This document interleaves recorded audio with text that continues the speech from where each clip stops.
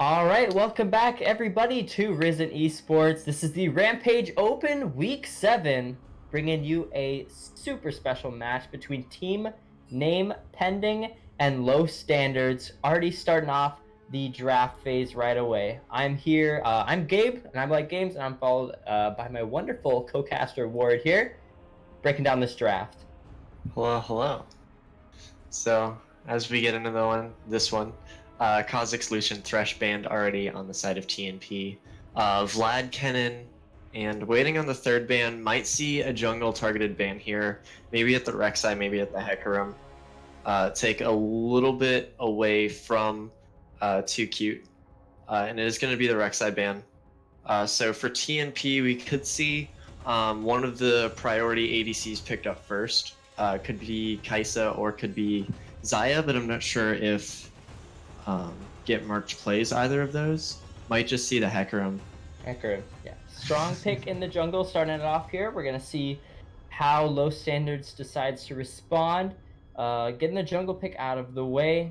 About 20 seconds left on the draft here. We'll see what role they decide to prioritize here, though. We do have a few jungle bans pinched out, so taking a little bit off the table, but it is going to be the Ornn picked up along with the Veigar. So already right off the bat, that's some pretty insane late game. Yeah, the Ornn items are definitely really nice to get. Especially as the game gets later on, it always gives you a little bit more.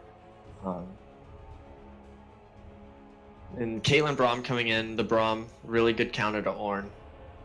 And we'll probably see a jungle pick here since the jungle's already been pinched a little bit. There's still Gragas, Jarvan, and the Kindred going to be locked in.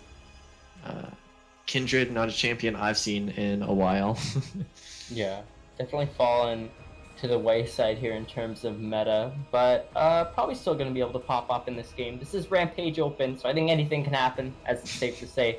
We are going to see the next start of the draft come through, though. This is a pretty important game. Both these teams sitting 6-0 in the standings here, playing for seeding, trying to get in the best position they can be moving into the playoffs. So, you know, it all comes down to, even in the draft, it's really important to get your team ahead with the best comp you can get. And we're going to see the Varus and Sion taking off the table next. Yeah, Varus is one of those champions or one of the ADCs that does have a bit longer range. We'll be able to match Caitlyn almost range for range in lane and then also in these team fights. So probably going to see another ADC targeted here. Maybe the Jinx, or not the Jinx, maybe Kaisa, maybe Ezreal, or even the Xayah. But it's going to be the Morgana. Not going to want to see that one against the Braum. Very easy to know who to Black Shield in those instances. Yeah, definitely a very strong pick against the Caitlyn and the Braum. Braum's stun is really telegraphed, so you can throw that Black Shield on pretty much at any time, and you'll be able to avoid the stun with ease. So taking that away from Low Standards is going to be pretty good for their bot lane matchup here. We're going to see Orianna locked in next, though. A very nice, reliable mid lane mage here with lots of team fighting potential, as we already see. We have the Ornn ulti, you know, along with the Veigar cage and the Orianna. But then that does pose the question, is where is this Veigar going exactly? It could be the bot lane mage Veigar or support Veigar. We'll have to wait and see as the draft continues. We're going to see the final two picks locked in for team name pending here. Irelia picked up, and it looks like it's going to be the Malzahar, but still got a few seconds left on that pick. Yeah, we could see the Veigar support. Might just see it ADC, as you said. But Braum's going to be super good into this comp. Can stop the Orianna ball from really getting further than the Braum shield. Can also stop the Ornn. And then also can stop the Veigar ult. Rakan going to be the support for the side of Low Standards. So we will just have to wait and see where these picks actually do end up going. Most likely going to be the Ornn top. Could be Orianna ADC, but could also be the Veigar.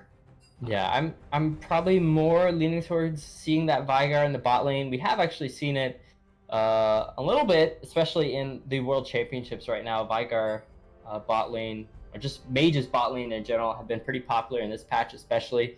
So we'll see how that ends up working out for them with paired alongside the Rakan. The Rakan's going to be very good at delivering the Orianna ball into these team fights. And then they do have the traditional ADC kind of character with the Kindred. So not going to be missing out on the consistent marksman damage on these objectives like Baron and also towers. Yeah, so definitely going to be a reliable source of damage for the team here, but I think what's really going to come down to these team fightings here is just how well Team Name Pending plays around the multiple forms of engage that Low Standards is packing here. You know, you have the Orin ultimate, you have Rakan as well. You can always combo either of those up with a Shockwave.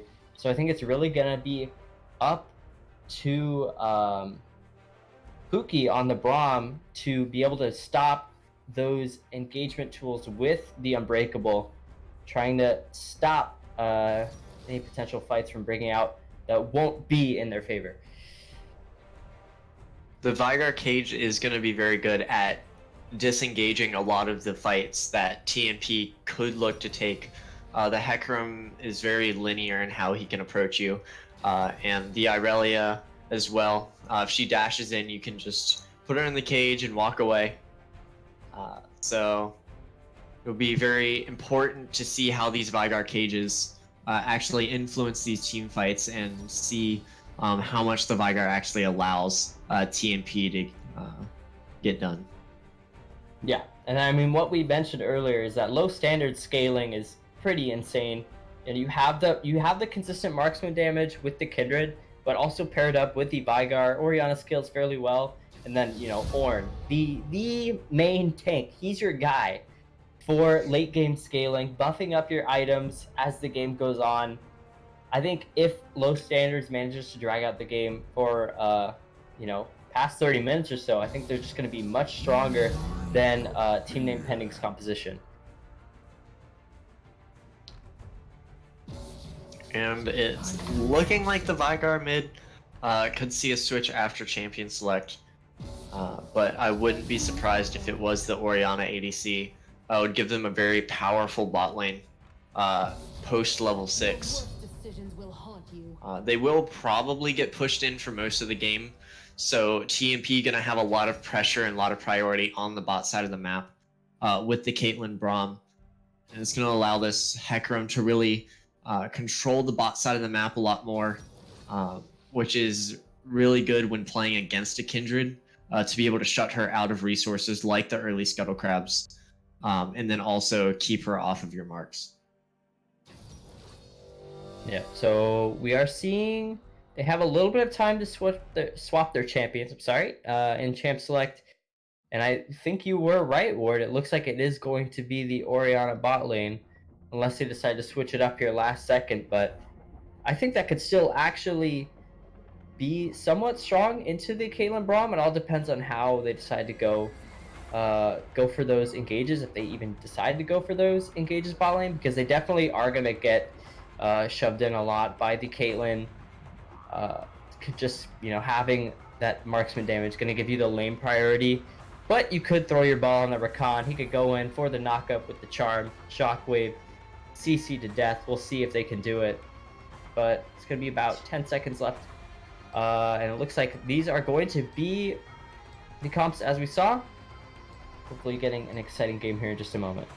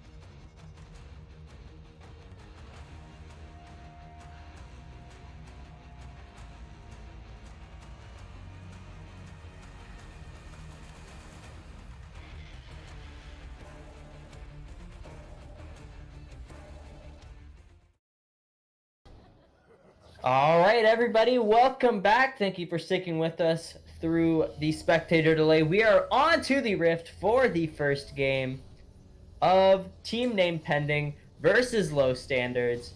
Everyone's charging straight down the Rift here, and I'm hoping for a banger of a game. Right during the loading screen, we were taking a look at everyone's keystone, their runes, seeing if there's anything out of the ordinary, and overall, there's nothing too crazy in this game. We do see the Braum. Pookie went for Aftershock, which is a little bit untraditional. Normally, you'd see a Guardian on him. And we also see Paco on the Vygar with the Glacial Augment. So probably going to be having some fun with a Super Soaker thrown into his build there. Yeah, the Glacial build's really strong in the mid lane. Surprised to see Malzahar not going for it. But the Airy does allow you to get a little bit more poke, and you don't really need the Aftershock or the Glacial Augment to help you hit really any of your abilities. The only CC you have is that point-and-click ultimate. So, not too weird. Could still see him go the GLP, but we'll probably see Ludens. Yep, definitely. I wouldn't say non-traditional, but not something you expect to see all the time. I think the Aftershock, though, is definitely going to be interesting to see down in the bottom lane because as someone who's played Braum a little bit myself, I can say that Guardian's usually a little bit more reliable just because for Braum, especially early game, if you want to even proc Aftershock, you need to proc your passive a good 4 times. You got to get 4 auto attacks on there. And usually it's not the most easy or reliable thing to do as compared to something like an Alistar who can just, knock up or headbutt to proc it instantly. So we'll see how Pookie decides to play around it, if he's able to make the most out of that keystone choice. We did see the fake leash coming out from the bottom side of Low Standards. A little trade here in the top lane. Ooh, Unlimited Soul's getting pretty low. This might actually even be first blood. Has to flash away to keep himself alive. Very nicely played by Polar Bear Minion. Both junglers being tracked fairly well. The Hecarim probably going to be able to steal away this blue buff from the Kindred. She did opt for the full clear of her red side. Might just go straight to her blue buff. Yeah, she... Not sure if she spotted. Oh, very nice dash of the wall, but Trick2G is going to be able to almost get out alive. We'll see. It's going to be first blood going over to 2Q2 Gag. He's continuing the chase onto the Rakan. Has to flash out and use the heal from Coco to stay alive. But already off to a great start for the Hecarim this early game. Putting behind Trick2G. Pretty down in this early game here, taking the blue buff away and getting a nice early lead for himself, actually giving it over to Noble in the mid lane, so that's going to be super nice for the Malzahar. And the Kindred is going to miss out on this mark on the Scuttle Crab. We could see Hecarim try to gank mid, and then if not, just go straight into that top Scuttle Crab and try to double scuttle the Kindred, but he doesn't have a smite up, so probably won't end up happening. Kindred will probably just be able to get that one with the Vygar having mid priority. Yeah, we see Paco heading over into the river as well, just to make sure that the Kindred can take it safely. So that's going to at least be some sort of consolation prize for the Kindred after that early death. At least not letting the Hecarim get 2 Scuttle Crabs early on in the game, which can be pretty devastating considering how much XP and gold the Scuttle Crab gives you. A lot of summoner spells were burned in the chase for the first blood. You have the flash from the Malzahar, the flash from the Braum, the ignite from the Braum, the ghost from Hecarim, and then also 2 flashes on the side of Low Standards, as well as the heal from the Orianna. So a lot used trying to keep Trick alive, but in the end, he was just caught in too bad of a position. So it's going to be very unfortunate for this Kindred, who wants to kind of power farm, and then if there's a gank, possibly gank to try to get some of these stacks. But I think it's going to be very hard to gank this lane. Yeah, path down, but not able to find anything down there. One thing I do want to point out was just how much of an impact that blue buff going over to Noble had in the mid lane. If you take a look, he's up over 20 CS at just 5 minutes into this game on Paco, farming very efficiently in the mid lane here with the help of the blue buff. So already putting himself at a very nice lead, and you know, considering Paco hasn't even died once, it's just very impressive from Noble using that blue buff and continuing to snowball that nice early game lead they got off of the back of that first blood. And Noble has the TP advantage now. Paco using his to get back to lane, but Noble had a very nice reset, was able to just walk back and not really get punished for it. So, you know, both sides still have ATP available. Might see the Ornn burn his here, but actually probably not. The wave is pretty big on the top side. Yeah, not having to use that summoner spell quite yet. See the first cloud, first Drake of the game is the Cloud Drake. Definitely a pretty good one to get on Hecarim especially. It's kind of like a mini, I always like to think of it as a sort of a discount Infernal Drake for Hecarim, just because he gets extra AD for move speed, so getting that Cloud Drake, you know, increases his damage. So always something I think we're going to see him prioritize here is going for that Skull Crab, again taking another mark away from Trick2G and looking to start up that dragon as well here, using the, you know, tremendous amount of priority that his bottom lane is able to achieve here with, you know, just the power of the Caitlyn Braum. Yeah, and everyone probably knows where this Kindred is.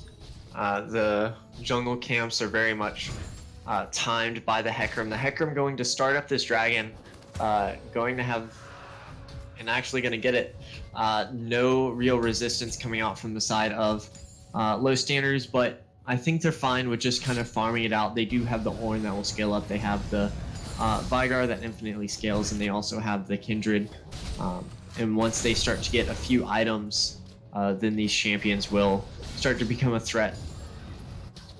But yes, there is a lot. They have the Caitlyn and the Malzahar on the side of TMP as kind of like that late game assurance. They also have two people bringing Conqueror. So probably see a lot of bloody fights over objectives at pretty much all stages in this game. Hopefully that will be the case here. However, that first dragon was anything but bloody, but we are going to have the Skull Crab bump here in 2 minutes. Maybe we'll see some sort of play made around that one. Unlimited Souls doing fairly okay in this top lane matchup. Of course, Irelia is bullying him out pretty hard. But again, as you said, it's all about late game assurance for Team Low Standards. If they can just manage to hold on into this game long enough, they're definitely going to outscale Team Name Pending. So it's all about how they manage to play this early game, trying to minimize their losses as best they can. Next dragon is Infernal, so We are seeing 2QTI come in for a gank here. Gonna get the knock into the wall. Oh, is that a little bit of a spectator bug? I don't know what that was. That looked very strange. Flash. I don't know if that was the spectator bug or if that was maybe they were lagging or something. I don't know. That was weird. probably Okay. was just a spectator bug. Well, regardless, we are gonna see a little bit of pressure put onto the top side of the map here. All three members coming up. It looks like another blue buff is gonna be given over to Noble here, maybe. Actually, it doesn't look like it. It looks like the Hecarim's going to keep it for himself this time. Rift Herald's going to be up in about 15 seconds here, so we'll see if any team wants to make a play around that. The trades back and forth coming through. Bloodbound Minion doing his best to bully out Unlimited Soul, but he's taking a lot of damage from these minions, so he's got to be a little careful. The next Drake is going to be the Infernal Drake, coming up in about 2 minutes. probably won't see any plays for the Rift. Ooh, Unlimited Soul's going in, doing a lot of damage to Polar Bear Minion. He's throwing out the ulti Blade Call. Unlimited Soul should be able to do it though. They're both very low. Polar Bear Minion turns it around though. At the very end, getting the heal from the Conqueror. That's all that they needed to turn that fight around. It was very close though. Yeah, a lot of healing coming through from the Conqueror. Not exactly sure.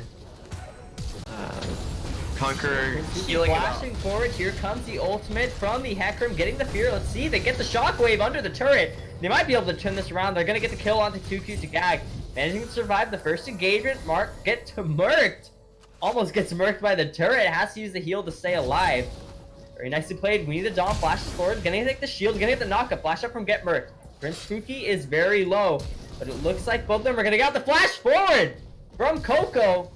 One more auto Trick 2G flashes under the turret. They're gonna get 3 kills in the bottom lane. Very nicely played by LS. Keeping... The Malzahar is coming down though. Oh, he is coming down. Let's see if he can turn this around. They're both very low. Flashes forward, misses it, gets hit by the CC. The knockup coming in. Trick 2G, Trick Juji going in, gonna get the execute. 400 gold going into his pockets. Not able to find anything here. The Hecarim's looking for more. I think he should probably think about backing out of that one. Bloodbath in the bot lane gives 4 kills to LS. Yeah, and that was a very good way for Trick to kind of come back into this game. Gets the 2 kills there, is going to be able to farm a bit of this jungle, going to reset and probably be up for this Infernal Drake. But might have to reset now. If Hindred does show on the top side, then Hecarim's going to be able to start up this dragon. And they won't really be able to contest. The back timers are really not in the favor of low standards. And they are probably going to give over another Drake to TNP. Yeah, and it's an Infernal Drake, so... They're all on the wrong side of the map. We saw Book of Coconuts was the last member on that bottom side recalling just before that Drake spawned, so essentially giving that dragon over for free here. Not even able to get the Rift Herald as a response, so definitely not a good look for LS, but nothing is over quite yet. Yeah, I think they'll be happy with getting the gold back. They were down about 3k before that fight in the bot lane, but closing the gap to about 1k now. So, you know, a lot of that gold differential came from CS, but they were able to close it up by getting a little bit. Polar Minion throwing out the ultimate under the turret here, just gets a few more auto attacks. Very nice use of the Q here, following the Ornn through his dash under the turret, making sure that he was able to stick on top of him, which allowed him to clean up the rest of the fight and get that kill. It's looking like a very tough game for this Ornn. I believe he was level 9 at the time. The Irelia had, I think, the level advantage and hit level 11 off of the kill. But does have the flash and the TP still up. The Ornn not really able to use his ult at all in these fights. It's very hard to kind of weave that in if you're just trying to run away. And this matchup is just very difficult for the Ornn at this point. Yeah, 2Q to Gad, losing about half his health at the beginning, and they're walking into the event horizon. It's gonna hurt, but he should be okay. We see Trick 2G sitting around in the brush here, looking to make a play in this mid lane. Here comes the Ornn ulti, but you're just essentially throwing it into the Malzahar shield. They are gonna find the stun under the turret though. However, Pago Taco gets knocked into the range. He's gonna get suppressed. He's gonna get taken down. Trick 2G though, he's out the turret. He's looking for more. But Polar Bear Minion teleports in. He's on to the Ornn. Once again, we've seen this so many times before. She's gonna take down the tank, get the kill for himself, but we have even more action here. The bot laners have arrived. They're fighting back. Book of Coconuts throwing out a little bit of damage here. Gonna use the quickness in response to the Glacial Fissure, but overall not any more deaths coming out from the bot side. And we could see first turret coming over. This TP probably won't go through. Really late, yeah. Has to go and uses the knockup from their con, comboed in with the Aftershock, but with no follow-up, no extra members from the TP, they don't have enough damage to finish off the kill. Book of Coconut's gonna go down. If I get murked, they're gonna get the mid lane turret. They're gonna get the bot lane turret as well, probably. And TNP coming alive in the mid game here. TNP was able to extend really that gold lead that they had, and now it's about 5k difference instead of 1k, and they are probably gonna crack both outer turrets potentially. I think Malzahar can get this turret down, but I think with his voidlings, a few more auto attacks should do it. Yeah, they're gonna be able to find that bottom lane turret, continuing to increase their dominance here in the game. And losing out on the Vygar TP, getting canceled on the turret, was very unfortunate. I think if the TP went through, they still got all the kills that they did, and possibly even the Vygar kill. So probably very fortunate for the Vygar that the TP did not go through. But they are going to be looking towards the Rift Herald. The bot lane for the side of Low Standards is still on the bot side of the map, and the Orianna doesn't have TP, so no real way for her to join this fight as quick as the rest of the members. Yeah, they're pathing up right now, but it is going to be too late. We'll see if Trick Juji and Unlimited Soul tries to make anything happen here, but it looks like they're just going to have to concede it. And with that Rift Herald, the rest of TMP is probably looking to crack open even more of the map. The Infernal is up in about 45 seconds, so going to see probably the Irelia play the top side of the map while the rest of We are seeing an engagement here. Blaze of Fish are going to be comboed in with the Aftershock, but it's not going to be enough damage. Prince Poopy's going to take down Paco. Book of Coconut's going to get the Hecarim as well. The Flash Forward from Trick Juji. He's throwing out more arrows, but here comes the huge stun from Polar Bear Minion, able to find that pick onto the Recon. He's going in for more. He's going to take down the Orianna. Going to get a triple kill for himself here. And once again, TMP just stomps LS, getting 4-1 essentially here with the Infernal Dragon on the way.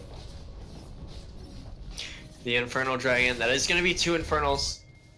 The kills are, there's only a 5 kill difference, but the CS lead is about 8k now. They're a little bit under 8k. But you look at this CS difference mid and the CS difference top, and you can see a lot of, you can see that, there's a lot of difference in those CS numbers. About 50 in the mid lane, and about, 60 in the top lane. So, a lot of this gold might be coming from the kills, but there is a lot of CS missing from the side of Low Standards. Yeah, you also got to take into account that they are up 4 turrets to 0. It also gives them a lot of global gold in their pockets here. And they also just took the second Infernal Drake. So, despite what we said earlier about Team LS scaling well, when you have 2 Infernal Drakes, I'd say you're able to match that pretty decently. So that's going to be a huge advantage that the rest of TNP has going for them now, as they're sieging the top side of the turret here. Going to use the Rift Herald to break open the map even more here, and we'll see if they decide to push for this second inner turret. We have 4 members pathing up. Looks like they're going to ditch the Rift Herald. Shelly's going to be left to die. As we have on the bottom lane, Paco is forced to just continue to try and stop Malzahar from shoving in these waves. I think it's very hard for Paco to really stop this Malzahar push. Malzahar is just so good at clearing waves, and Vygar isn't really good at pushing back into that. But all the outer turrets now gone for the side of LS. They're not going to really have a lot of priority in their jungle, much less the opposing jungle. So Kindred not going to really get a lot of stacks this game. I think she's at... the Kindred's only at 1 stack. So really, Yikes. really not getting a lot of stacks this game. All the Scuttle Crabs basically got taken away except for the one in the top side. So even though she got that double kill in the bot lane, fell right back behind and, is falling even further behind because she's not able to get these stacks. Usually, once Kindred gets about 6 stacks, she's pretty okay with not really getting more than that. We're seeing her go in onto Noble, get him down to about half HP. He's got no allies left around though, so he's almost able to flash over the wall. Oh, they barely miss him, but he's gonna use the flash to get out. We are looking like it's gonna be a fight here. Glacier Fisher coming out, flashed out from Book of Coconuts, but Polar Bear Minion is on the flank once again. Lamster Spite's gonna use to try and keep everyone alive as much as they can, but it's not gonna be enough. They're all dropping like flies. Trickster G is running for his life. The teleport's already been channeled on the Baron by Noble, and they're gonna take the objective and probably look to just take the game off that. Yeah, I'm not sure if they'll be able to take the game, but they are definitely going to be able to get this inhib and probably back up and get the Baron. But they might just say, you know what, let's go for it, let's try to end the game. But Nope. looks like that's not going to be the call. Going to be a little bit safer. Probably won't go for the Baron. We'll probably be looking to take really all of this jungle from the side of low standards and then back and get wards up, refresh. Because they don't really have to take the Baron at this point. They can keep forcing low standards to kind of come into them and check it and really force them to pinch through their vision. But we will see what the side of TNP wants to do. We could just see low standard go for the Baron here. Could be the play. The rest of TNP isn't really in position. Just 2 members here. Granted, they are the 2 strongest members, but it looks like they're just going to work on clearing out the vision. They have to send someone back because Noble is just tearing through their base bot side. Looks like he's going to take down that inhibitor turret here in just a moment. No one is there to respond in time, and that's going to prompt the rest of TNP to just start at the Baron. Yeah, and I think there's not really anything that low standards could have done there. There's not really anyone who can match the Malzahar split push, and they don't even need 4 members to do this Baron. All they need is the 3 right here on your screen, and Irelia and Malzahar are super far ahead, and they're super strong at the current moment in the game. So they're just going to be able to hold back all of low standards, and, from here, there's just basically choking low standard out of resources, getting the item points that they want, and fighting on their terms. I don't really see a way for low standards to really come back into.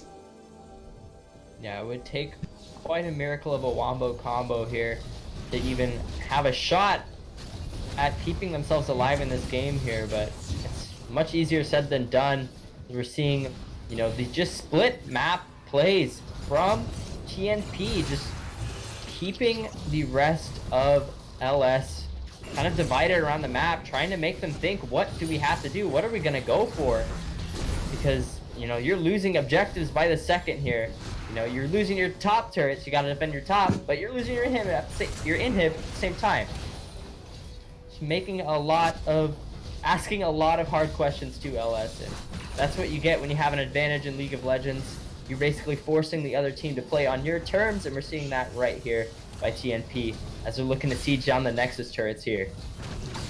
Yeah, and there's not much that they can really do. No one on their team has enough wave clear. Oh, that's going to be the engage. We need the Dom going down. The Shockwave going to land 3, but there's just not enough damage. They're all getting taken down here. A nice double stun from the Vigar cage. Kindred's doing his best to pump out as much arrows as they can, but they're just going to hit the Nexus, and they're going to get the first win of the series. TNP coming out and dominating LS in game 1. Yeah, Polar seemed very dominant in this entire game. Was able to kind of push that advantage that he had in the top lane against the Ornn, get solo kills, and then also extend his lead to the rest of the map, coming mid, getting a lot of the, I would say, kind of cleanups on the end of fights, but also just making very good plays throughout the game, and just being a menace on the side of TNP.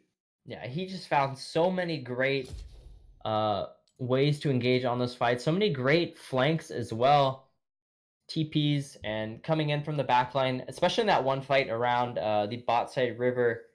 I want to say it was about like 15, 17 minutes or so. But just really great play from Polar Bear Minion. Definitely the MVP of this game for his team. We'll see, though, if he can keep it up in game 2 as team name pending look to close out the series with a clean 2-0, or if Low Standards can clap back and bring the series to a tie. But make sure you stay tuned as we'll be right back with the next game of the series.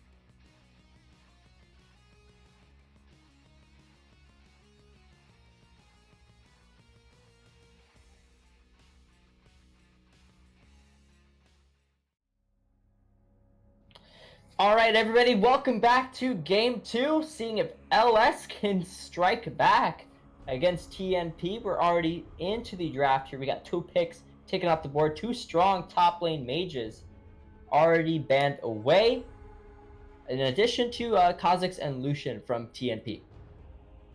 Yeah, and so far we're seeing the exact same draft from both sides. Vladimir, Ken, and Rek'Sai were the bans from Low Standards last game. Kha'Zix, Lucian, and Thresh were the bans from TNP. So not going to see anything changing, but LS going to take away the Hecarim. Taking away that pick from TNP, but they're going to get their Irelia, which Polar Minion popped off on last game. So probably gonna hopefully see LS draft a little bit of a better top lane matchup into that Irelia, because Unlimited Soul just kind of got dumpstered that game against the Irelia, but we'll have to wait and see. It's gonna be Caitlyn picked up as well, so far pretty similar drafts here from the last game. Yeah, and if you go Zyra Rakan here, then you are probably going to play into the Caitlyn Morgana, which isn't really a fun lane for Rakan to play into, because Rakan goes in, Morgana Black Shields, snares the Rakan gets a trap, then it's pretty much lights out for Rakan. Yep, and that is the Morgana lock-in right there. A very disgustingly strong lane to play against. You get hit by 1 binding, you're pretty much dead. You combo it with the trap, the headshots. It's pretty scary to play against. You really got to be on your toes and making sure you position right at all times, because if you get hit by 1 kind of CC, it could spell the end of your life. Yeah, and we could see TNP is probably going to pinch out the top lane picks. Not sure too much about that Vigard ban, but mid lane bans coming through from the Low Standards. Not wanting to see the Malzahar or the Ahri. Want TNP's mid laner to be on something a little bit less safe. Not particularly sure what TNP's going to pick here. Will most likely be the jungle and leave counter pick for mid. Could see Gragas, could see possibly even... Oh, okay. Well, did not expect that one. Ivern did get a little bit of a change. His auto attacks are now ranged. I think their range is 425? 450? Something in the 400s. Yeah. And Annie being picked on the side of LS, very fitting.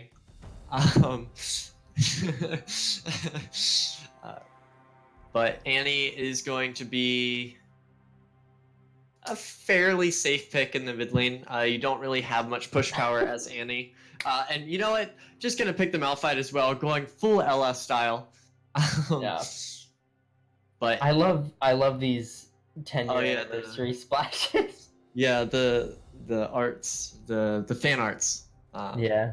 They're all really well done. The Malphite one is supposed to be a mountain range. It's not supposed to be paper.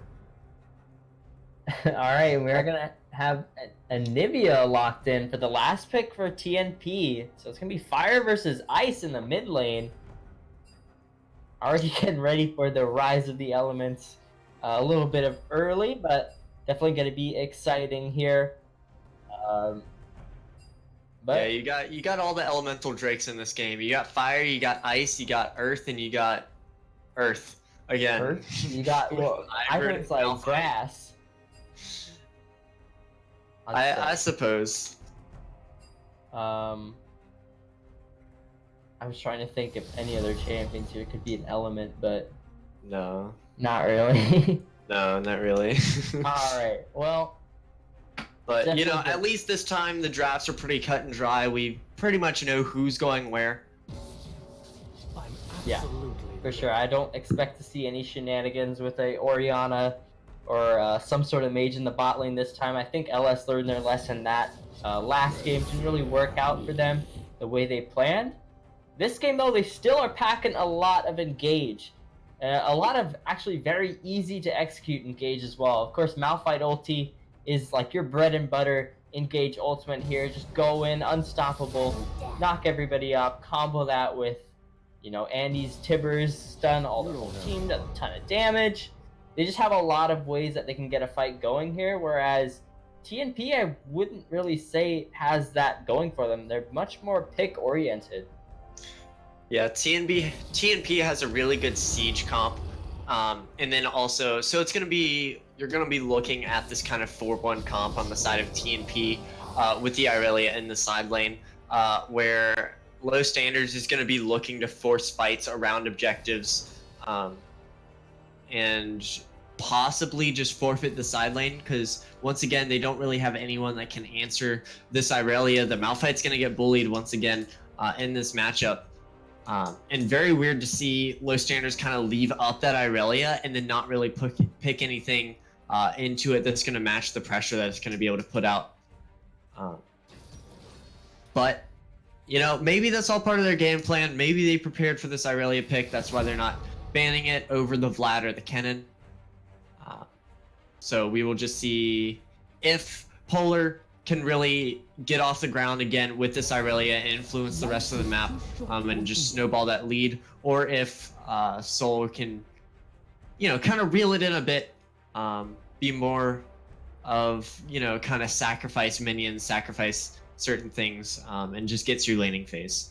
Yeah, because I mean, when you're playing Malphite, you're looking for, you know, the team fights portions of the game, much less just your solo lane experience.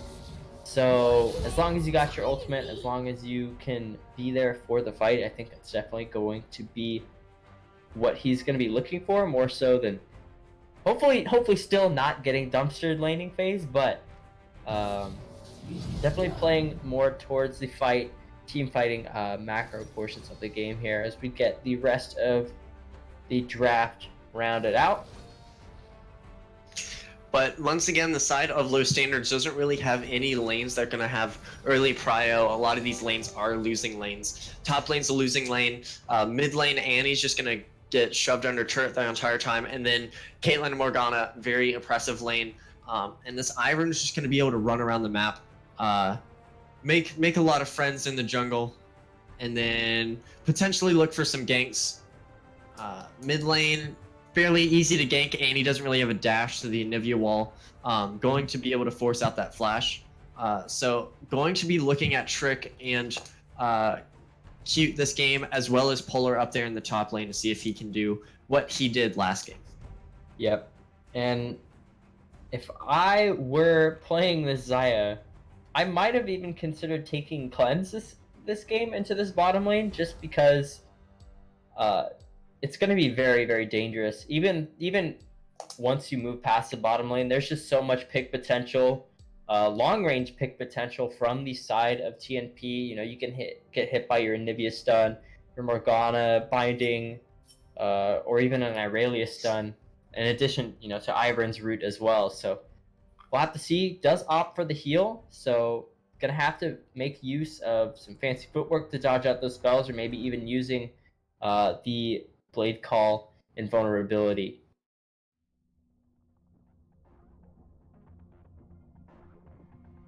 We will be getting into this game shortly. Please stay with us as we get through the spectator delay. We'll be right back.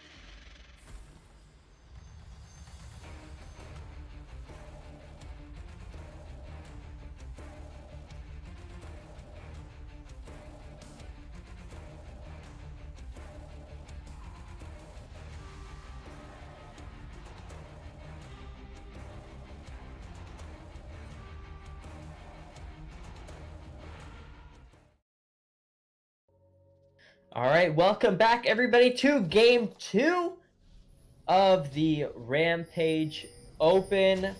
We have the seeding game between Team Name Pending and Low Standards. TMP came out very strong in Game 1. We'll see if LS can strike back with a little bit of a different comp this time around here. But already seeing a few interesting keystones, to say the least here. Got a Predator Annie in the mid lane, which is something. And then we also have Arcane Comet Malphite, which I wouldn't say is that uncommon, especially if you're going for a more AP focused build. And then Kleptomancy Anivia, which is something I personally haven't seen before. Yeah, I haven't really seen it. I see a lot of either Comet or Unsealed Spellbook. Ooh, that's a lot of damage going on to Trick2G. He's gonna get caught out, give up first blood 2 games in a row here. The flash forward from the Ivern, able to connect with the root, confirm that kill, and that first blood going over to Polar Bear minion, which is definitely not a good thing to see if you remember what happened last time with that champion. Yeah, and this Hecarim going to be super late onto the map. The Ivern just gonna steal away some stuff, most likely. Probably this blue buff. Yeah, he's pathing right over to it. Trick2G has to take the camp all by himself. Which is definitely going to slow down his clear speed a little bit. Probably not a lot of action gonna be seen. Besides maybe top lane. Mid lane is just gonna get shoved in. Bot lane's gonna get shoved in. They're not really gonna look for kills in the bot lane. They're gonna be looking for turret plates. So Ivern doesn't really want to gank down there.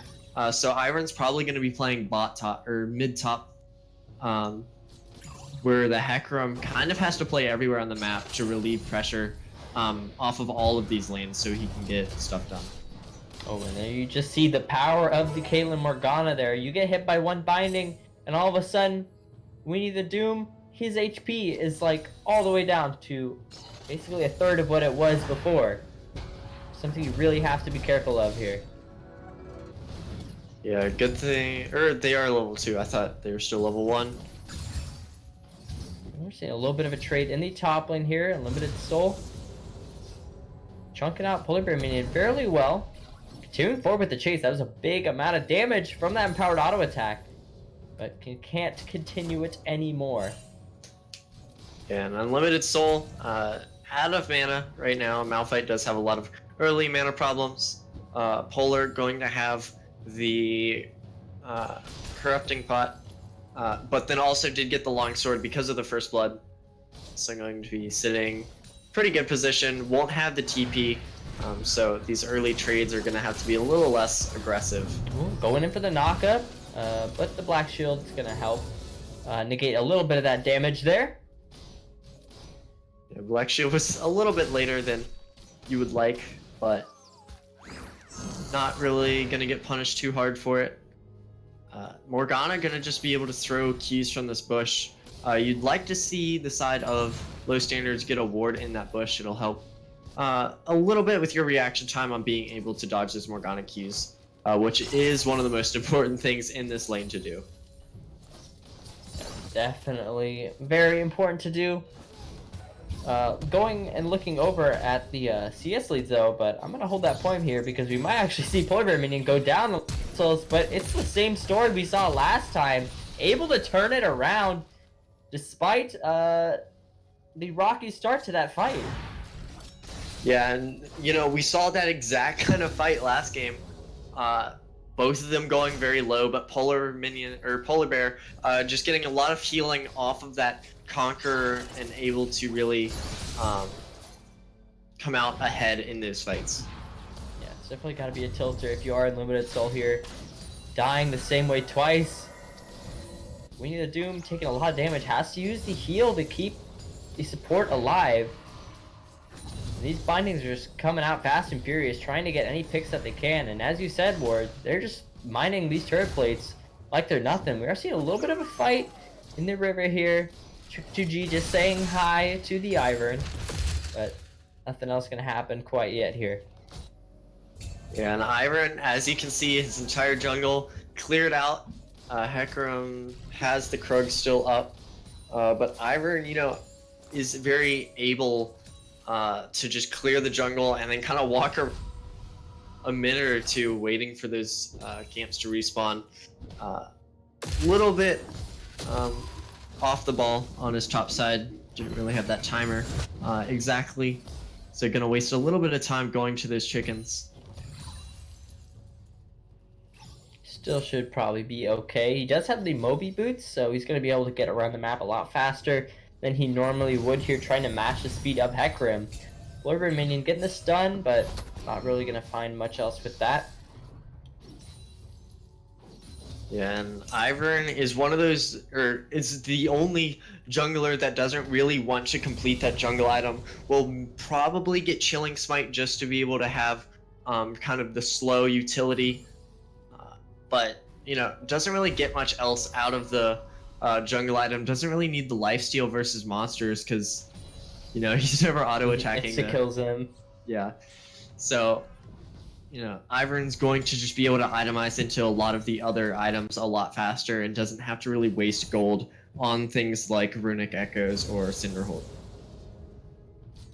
Yep. Looks like he's going for the no magic mantle here. Maybe that could be a Chalice? I think it's going to be an Athene's. Athene's is probably more That's likely. What I meant. So we are seeing a little bit of just getting pushed off of their minion wave here. The pressure from the Morgana just always threatening to throw out a binding is keeping LS's bottom lane at bay. But overall, things have sort of quieted down a little bit here with the rest of TNP sort of just pushing their advantages inch by inch, getting plates when they can, stealing jungle camps when they can, trying to just hold on to get as much farm. And that was a very good read from Cute, but might get punished. Oh, we are seeing the knockup. Oh, but it just barely misses, but the Taco flashed over the wall, but he may be a little bit over his head here. 3 members have arrived, and he's going to get taken down. Tibbers is out for revenge, though. Prince Pookie's very low. Going to get killed by the Blade Call. Noble's coming in, though. Let's see if he can find any sort of stun teleport from Polar Bear minion. Has arrived, but with that, they're just going to look to take the Ocean Drake, which is definitely going to be very good for them in this early game. Yeah, it was a very good read from Cute to be able to get that red buff, but the side of Low Standards did read it very well, having Annie kind of rotate over to provide a little bit of safety for the Hecarim in case they were going over there to give the buff to Caitlyn, but almost catching Caitlyn. But Prince did extend a little bit after the fight. Should have been over, and gave over a kill to the side of Low Standards, but in the end they did get the Ocean Drake, so not too torn up about that one. Yeah, Getmerk really got out there by the skin of his teeth. The Grand Engine from the Rakan looked like it was just like an inch off from knocking him up there, so he was able to flash over the wall and get to safety. Prince Pookie did go down though, so that is some positive for LS. You got a kill onto your AD carry, but definitely still have a lot to work towards here. The next Drake's going to be an Ocean, so if you can get that on your carries, but we're going to have a ganker in the mid lane here.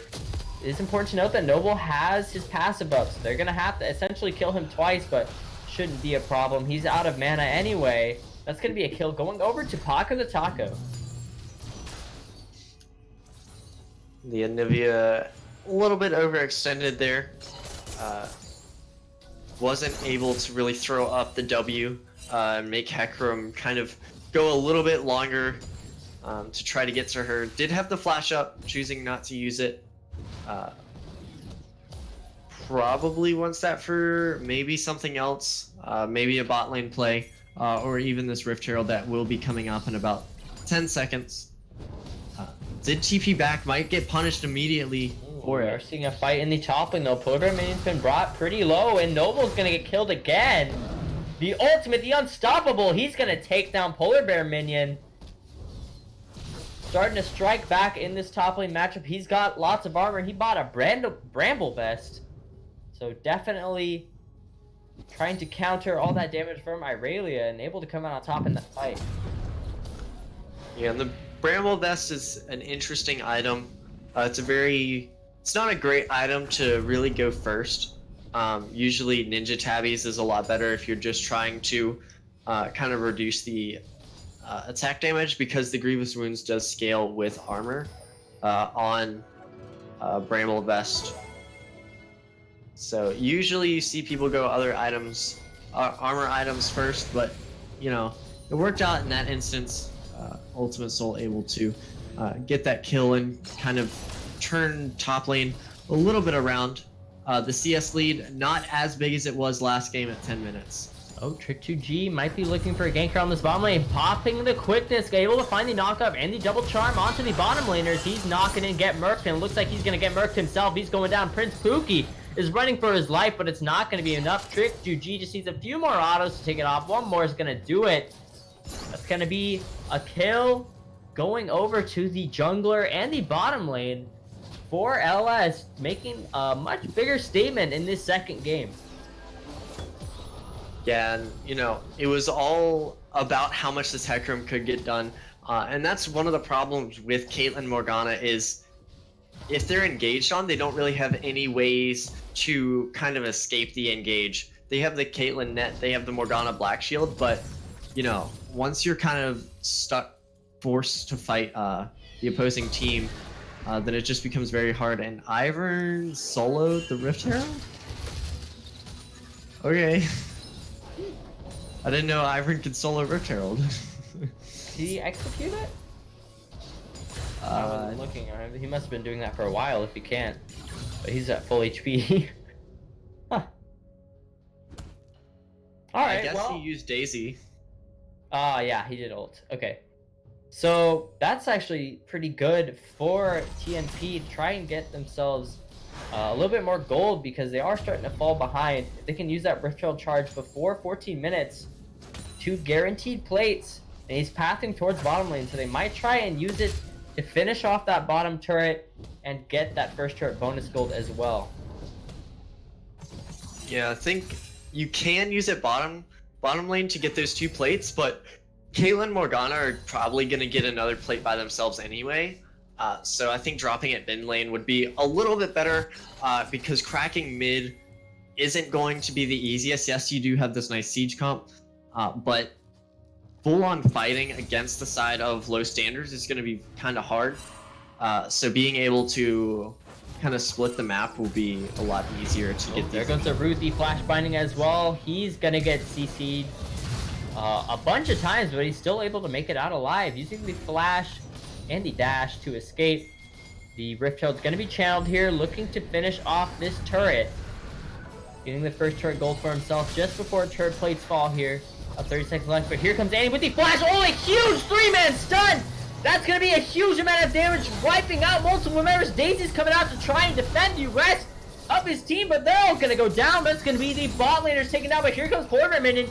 He teleported into the fight. He's looking to turn it around. He's going to get 1. He almost can get 2 here. Let's see if he can turn around 1 more kill, but it's not going to do it. Book of Coconuts is able to come in clutch, take down Polar Bear Minion.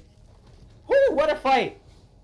Yeah, and funny enough, the Rift Herald was actually on the tier 2 turret that entire time, so did get the second charge off, but a very nice flash ult from Paco, and follow-up from the Rakan. The 3-man ult, pretty insane from Paco. So doing a lot better this game than last game. Yeah, I mean, that's what we're talking about, that wombo combo. And imagine if Malphite was there, how, you know, they would have just been 100-0 before they could even do anything about it. Let alone, because, like, that's what I'm saying. This crowd control is pretty insane. The wombo is going to be pretty insane. So once Baron comes up, especially, and we actually have the team starting to play around that more, it's going to be very scary if you're on the side of TNP to try and force any plays on objectives, just because LS out team fights you pretty much every time. The dragon isn't going to be up for a while, so we are probably going to see things kind of settle down a bit, go back more into this lull state that people love to talk about. And Kayla Morgana just going to pressure a lot of tower poke in the mid lane. The Annie is mid, so we could see maybe something from the Annie, but they do have a ward there.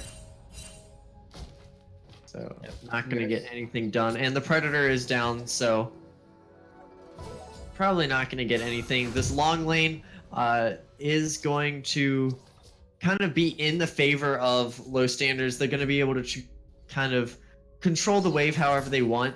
The Anivia can't really overextend for it since they aren't going to have eyes on this Hecarim, realistically.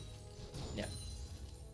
And TNP is trying to use, you know, their siege to their advantage here. Getting the minion push in the mid lane here, just in time for Noble to return.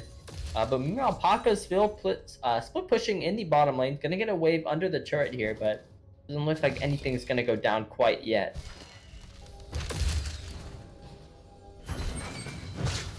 The side of low standards does see pretty much everyone on the map except for this Caitlyn.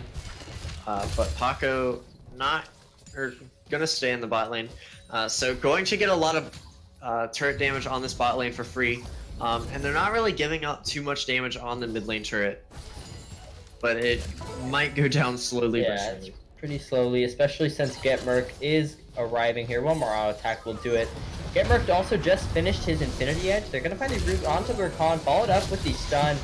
He just CC'd to death. He couldn't do anything about it, but Book of Coconuts is starting to pop off there. He's doing a lot of damage in this fight with the Essence Reaver, but here comes Trick2G in the fight. They're gonna pop the passive from the Anivia. Oh, the Malphite ulti's coming in. He finds a double kill with it. A huge 3-man knockup. Too cute to gag is gonna go down. That's a triple kill for the top laner.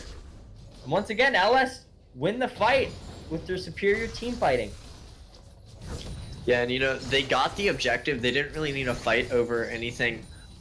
They got the Rakan kill, but it might have been a little bit too much. I don't think they should have really been looking for much else. They could have just reset, taken the gold that they got, and scale up more into these items. The Anivia still needs the Roa to be fully stacked, still needs the tier to be fully stacked. And you're still waiting for, you know, that 2-3 item power spike on the Caitlyn. Yep, certainly. Does have the Infinity Edge, so is making her way there, but still a little bit behind in gold against the Xayah. Has the Cole as well, so Xayah is definitely looking to maximize it. Although Getmerk does have a little bit of CS lead, so he's probably not too far behind here. Yeah, they're pretty even at gold, about 20 gold apart. He just opted for the Quicksilver Sash, so that's definitely going to delay a lot of his damage here, as we were talking about reaching those 3 item spikes. So we'll see if that ended up being worth it in the long run, if it ends up saving his life at some point in the fight. But a lot of the crowd control, engage crowd control from LS are knockups, which can't be cleansed, so... Well, you can QSS them and flash out. Ah, okay. So, I know you can do it with Lee Sin Kick. I'm not sure if you can do it with Malphite R or Rakan knockup. But I assume it works the same way. But, you know, you do have to have your flash up for that. Which he doesn't right now, which is good to note. The Mountain Drake has just spawned. We're seeing 2 of the main damage dealers from LS are back towards the mid lane, but they're coming up. 2 keeps a gag.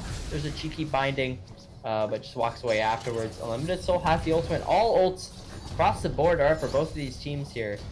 It's definitely going to be very scary. They're looking to get the wave shoved in and then move directly over to this Mountain Drake. And I don't think TNP is going to try to contest it. Yeah, I think if you're the side of TNP, you just have your Irelia go to the top lane, push out this turret, kind of put a lot of pressure on this top side of the map, and then you also get that mid priority and then set up your River Vision in the top side and just prepare for this what will probably be a really long joust in vision over the Baron. Yep, it has spawned. With that Mountain Drake, it's going to tremendously increase LS's speed at taking down that Baron. And it's also something that TNP is going to have to watch out for, because when you have that pressure around team fights, you can just kind of step up around the Baron pit, start the Baron up, and essentially force TNP to try and make something happen here, baiting them into a situation that might not be favorable, but that's what you get when you have this great team fighting advantage here. Yeah, and this Caitlyn Morgana still poking down turrets, still sieging, but have yet to crack that top lane turret, but they don't necessarily need to. The top lane turret right now is just standing gold that they'll probably get eventually, so there's no real need to force it on the side of TNP. But the side of low standards really needs to crack this first turret, this first mid lane turret, to really open up the map for them, so they can push into the jungle of TNP and set up a lot more vision, and just be able to track them for the rest of this game. Yeah, once you're able to crack that open, it's definitely going to make forcing plays around the Baron a little bit easier. As you said, just knowing where your enemy is always a huge advantage. So we'll see if they're able to do it. They have 3 members right now grouped around mid. Keep seeing the mages in the side lanes pushing out. We see Paco the Taco gets that wave shoving bot and is looking to roam back up towards the mid lane here. Might be looking for a fight once he arrives. Yeah, you see the Hecarim kind of circling around on the left side, but is going to be spotted out. Predator popped. Here we go. Annie's running in, looking for maybe a flash play. Then a very nice knock. 2 people gonna get these stunned. The crowd control is just going on to everyone, and all the damage is coming through. Noble is gonna go down here just a little bit, but huge to get. Corner maid is down to the back line, gonna get the kill on Paco the Taco. But Coco's able to turn around, get that return kill. Let's see, Get Murked is doing damage, gonna get the headshot, and it looks like TNP is still able to win the fight. Yeah, and it was looking really good for the side of low standard, but the fight went a little bit too long. No one got onto the Caitlyn, and the Caitlyn was just free firing the whole time. And when you have a free firing Caitlyn who gets a lot of headshots off, people step on traps in the fight, then Caitlyn's gonna output a lot of damage, and you're not gonna realize it until it's way too late, and the fight's already over. And the Caitlyn's still just sitting there, attacking your front line, attacking your back line, attacking whoever she wants, because there's not really anything to lock her down. Bear's gonna go down, and so is Weena the Doom here. Just a second, walks right into the binding ignite. Not gonna be enough to take him down. Barely makes it out alive, but weren't quick enough to respond to that Baron take. And just when we thought this game was favoring LS, especially in terms of taking that objective, TNP managed to turn it around and grab it for themselves.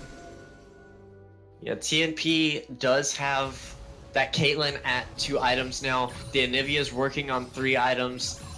The Irelia has the Triforce, has the Tiamat, and will soon have the Titanic Hydra. And Ivern has the Ardent Sensor, so this Caitlyn is also going to be a lot stronger. So she might be sitting at 2 items right now, but probably has more like 2.5 with the Ardent Sensor that will be on her. And I think we're going to see 2 redemptions coming out for the side of TNP. So going to be a lot of extra healing that maybe a Morello or, the Grievous runes from It's going to be a pick on to the Anivia, but the Black Shield's doing its work. But a huge 3-man knockup going to find its way onto multiple members here. The Charm, the Root is going to be taken down. Trick2G found Get Murked all alone on the wayside, and he's going to go down in just a few auto attacks. And just like that, 3 members with Baron have been taken off the board. Cloud Drake going to be up in 15 seconds as well, but it looks like LS are going to be finally able to take down this mid lane turret they've been looking for all game. And TNP keep playing right into Low Standard's hands. They keep grouping up, which is what Low Standard wants to do. They want to fight them. They want to keep running at them. They want to use their ultimates. They want to fight when their ultimates are on or are off cooldown. And you know, with things like Malphite, Rakan, Annie, the cooldowns on your ultimates aren't really that long. So, you know, TNP really needed to kind of split the map. They did have double TP at the time. The Anivia did use her TP, I believe, to get to mid lane. I'm pretty sure after the Baron. But they could have split the map. They did get that top lane turret. But, you know, the siege potential of the Anivia Caitlyn is really big. And then if they have something like Irelia in the side lane, then they can just keep using that pressure constantly to force someone to go and answer her, either the Annie or the Malphite. And once one of them are gone, that's one big ultimate that they have to, or one less ultimate that they have to worry about. Yep, definitely going to be important here. I was definitely thinking we would see the Irelia play the side lanes more, but it's pretty much been Noble on side lane duty all game. Just probably because Polar Bear Minion has been doing so great in these team fights. But we'll have to see. They're going to get that shove in. They're going to keep grouping up around the mid. They still got Baron on 2 members here, so the advantage isn't totally lost. They can still try and siege up this mid turret. They're looking for maybe some picks in the jungle here. Clearing out some vision. And, you know, they, even though TNP's been at, you know, a lot of disadvantage in this game, their vision control has been really good throughout the entire game. You can see everywhere you look on the map, it's red ward, red ward, red ward. There's only one blue ward left on the map, and that's a blue ward inside of Baron Pit. I did miss the one behind Wolves, but, you know, they're not really doing much. They show you, hey, they're not in Drag Pit, and they're not standing behind Wolves. But, you know, besides that, don't really get any information, and the one behind Wolves is now gone. So, clearing out a little bit of this red vision now, but, you know, it's maintaining it that will be the big thing for low standards if they want to kind of match the pressure of where TNP is trying to go. And, you know, they don't have any vision bot side, and Annie is unfortunately pushed a little bit too far out. Yeah, not really. Ooh, fails the flash over the wall. Not really anywhere. Throws the ult out to try and get some sort of pick, but it's not going to be enough. They're going to get that kill in the bot lane.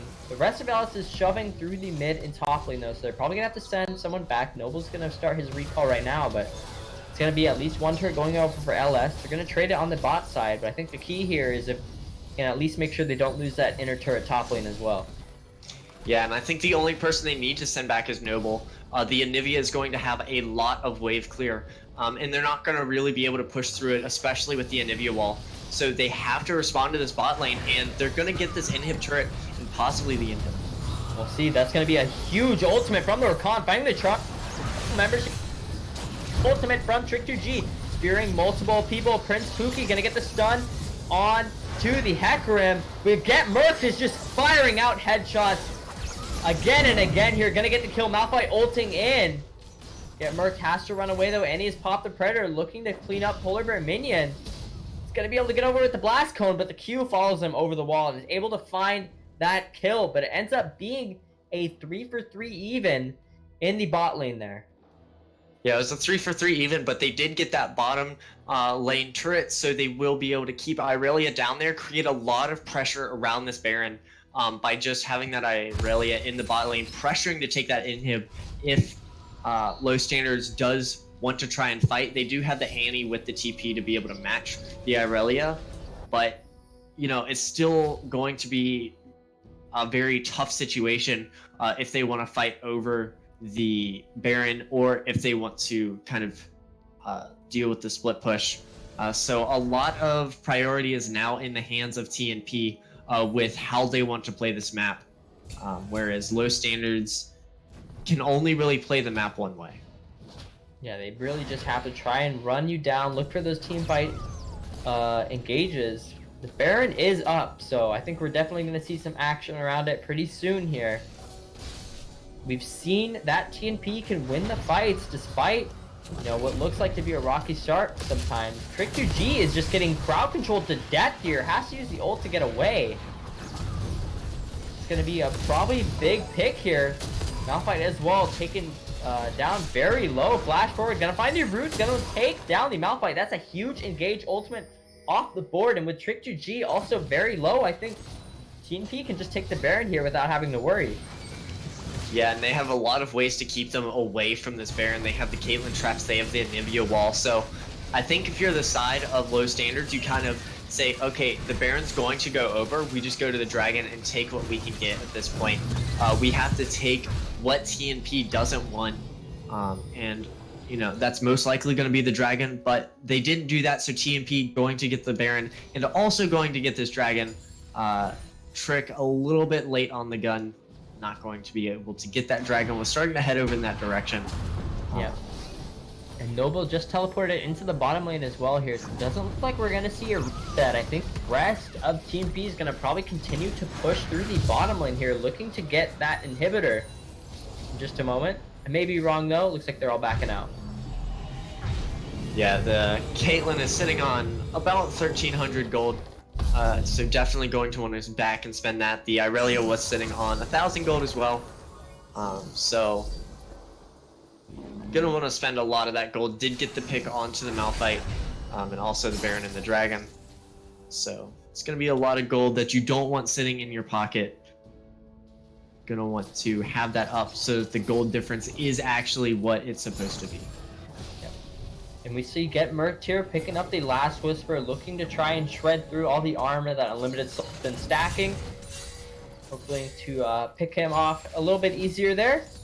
And as well as Noble sitting on 2 rods, looking to complete the death cap pretty soon here. And that's just gonna, you know, end up being a disgusting amount of damage once he does manage to pick that item up here. As we see the rest of TNP pushing through the mid lane. That's a root onto the Xayah. Has to use the ultimate to stay alive.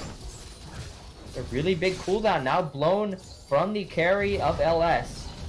See how they decide to play around it here. They might have to concede this turret. There's just so much zone control from TNP, despite, you know, not even being on their turf. They're not on their side of the map, and they're controlling it. Yeah, and that's one of the things that's really good about Anivia. Anivia is able to control a lot of the area that you're able to go, has the ultimate, has the wall, has the Q, to really force you into the position or the place that she wants you to be. And then Caitlyn and Morgana able to really abuse the rest of the area that you're able to be based off of where the Anivia is there. Yep.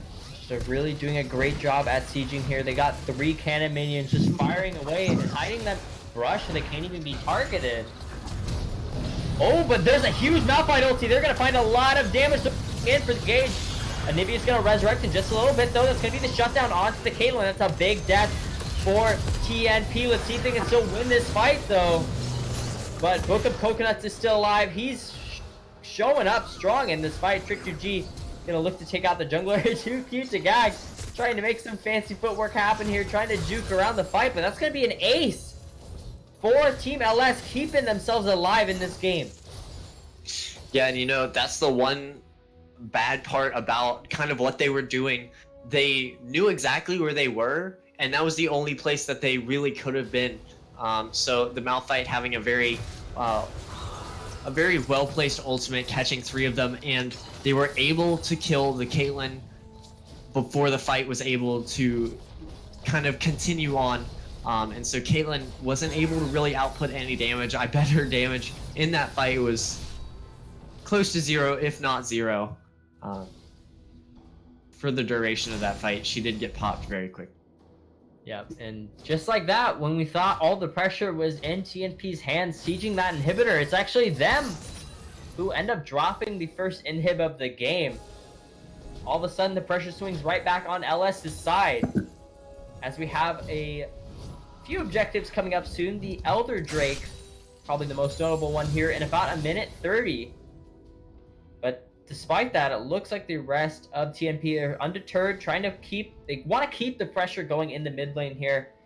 They have an open inhib on LS's base, so if they can keep the waves trying to push in their favor, despite, you know, the super minions that will be coming up pretty soon here. They should still be able to try and get some sort of advantage. We'll have to see.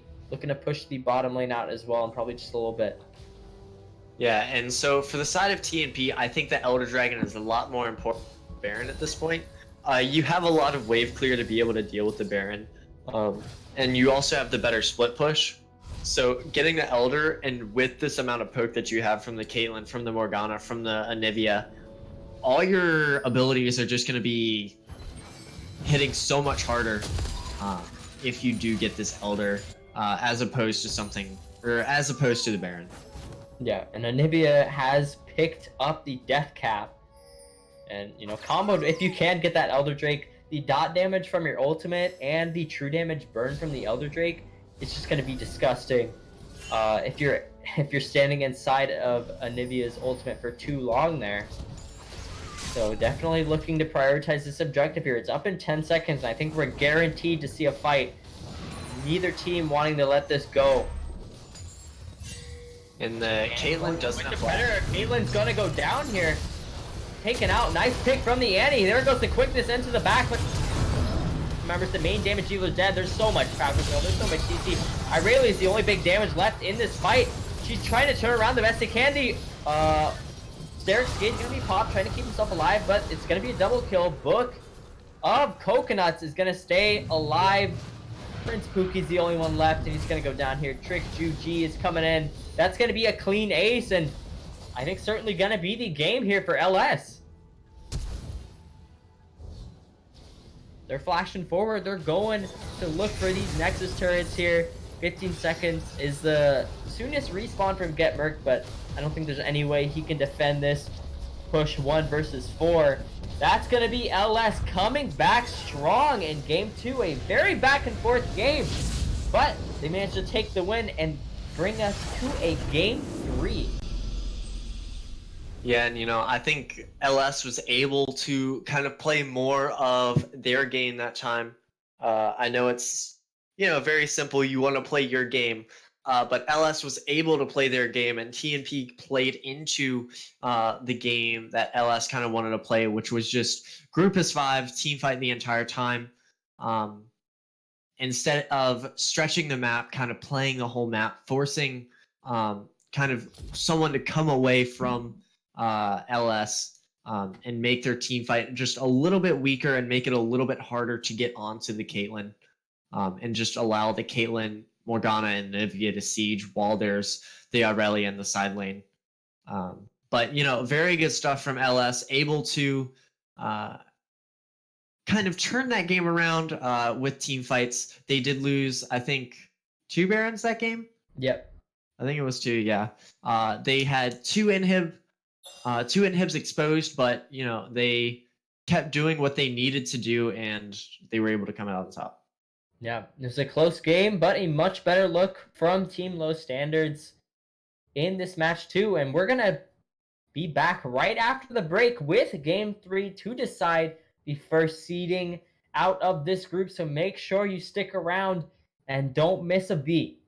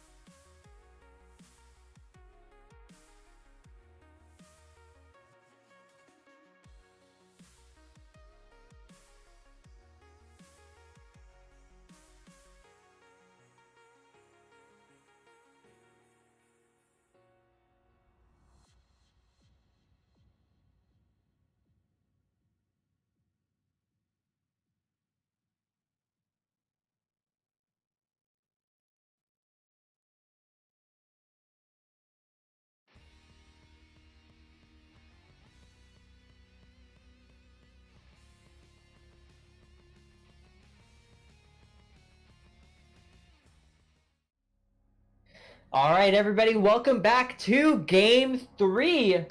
Right off the back of LS turning their game around, clapping back in Game 2, and looking to win this series for themselves here. A much better look, and TNP recognizes that. They're taking the Malphite off the board. Yeah, they're taking the Malphite off, they're taking the Xayah off, and LS knows that they can't first pick the Hecarim, so they're going to ban it, but they do leave open the Rek'Sai. So TNP going to get the Rek'Sai has been banned both games. But going to clap back with Caitlyn Morgana? Hopefully. Let's see it. Or it could be Caitlyn with jungle. But most likely will be the bot lane here. Don't want to give away too much. And Caitlyn Morgana doesn't really give away a whole lot of what you want to do. Yeah, just knows you have a strong bot side. Oh, Caitlyn Leona. So looking to be pretty aggressive down in the bottom lane. The cannon was unbanned, so it's going to be the lock-in from TNP. Irelia was taken off the board this game instead. So we'll see just how strong that pick ends up being. Really great team fighting ultimate, and Kennon's just an insane lane bully, so going to have to see what LS decides to throw up into the top lane this time. Yeah, Kennen and Rek'Sai both coming off of the bench and going to actually be played in this game, so they will have 100% presence in pick ban throughout these 3 games, and so will Vlad, Hecarim, Irelia, and Kha'Zix. But going to see another tank top laner for Soul. Probably going to look to ban some of these carries in the top lane, but not going to have any of the Morgana or any of the Ant game. Could potentially see a Malzahar ban. It's going to be a Malzahar ban, and could see the Veigar ban. They did ban it last game, or it could be another mid ban. I don't see it really going anywhere else except for maybe the jungle. Could see it towards Gragas or towards maybe something. Veigar again. It's gonna be the Veigar. Okay.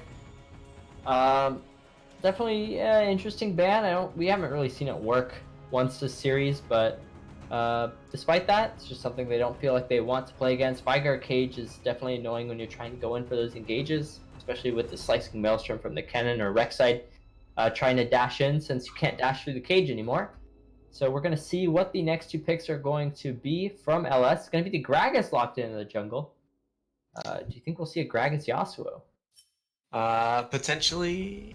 I know someone on the side of LS does play it. I think it is the top laner that plays it, but could be Paco. Paco could play it. I'd love to see it if he does pick it, but will probably be more of a control mage yet again. I want to see him do it. Come on. Lock it in. They do have enough AP to be able to do it, but it's going to be the Orianna in the mid lane this time, not the ADC unless they're doing some really weird stuff. But hopefully it is the Caitlyn ADC and the Orianna mid. But Orianna Gragas still very strong post level 6.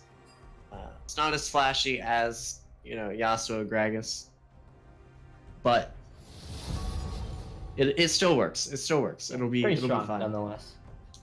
They're still going for this more kind of like team fight composition. TNP has a little bit of a team fight composition. They have a little bit more poke than the side of LS does. But the Ezreal, Ahri, and the Kennen all side lane, and no one's really going to be able to match this Kennen that easily, and no one's going to be able to match the Ahri that easily in the side lane. So going to see if TNP decides to play the side lane this game, or if we see another game of Nayram. Yeah, it was definitely interesting to see last game that, when they did end up playing side lanes, it was the Anivia that they sent down there.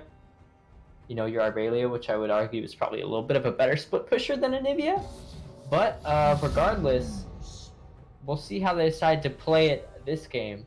definitely some pretty strong pick potential from TNP this time around. Nautilus, Ari Charm as well. Of course, Rek'Sai is always good at getting those kills in the jungle. We keep going through the draft here. Yeah, a lot of this game, once again, is going to be based around these junglers. We have two really high tempo junglers. You have the Rek'Sai and the Gragas. The Gragas probably going to be going Predator, and then be going that Predator clear. Wait. Don't do this to me. Don't. Oh. Alright, well, gonna be a little bit longer until we Draft just died.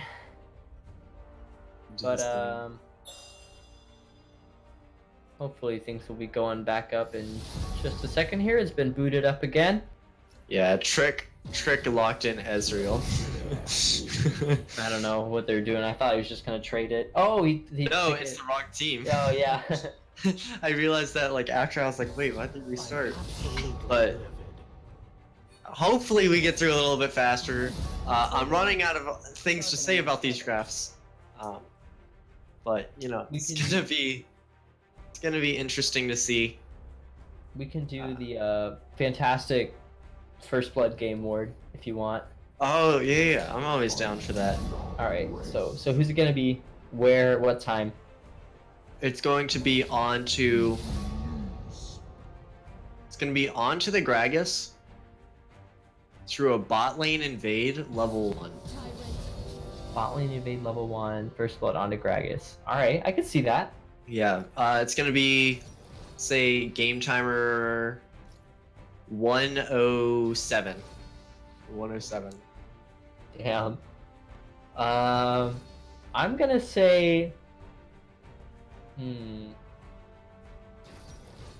I want to say it's Caitlyn's gonna get it off of invade. And I'm gonna say Rek'Sai is gonna die. All right. That's my guess. I'll flip your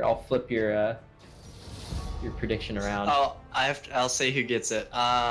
Nautilus is gonna get it. No, let's get in First Blood. All right. Yeah.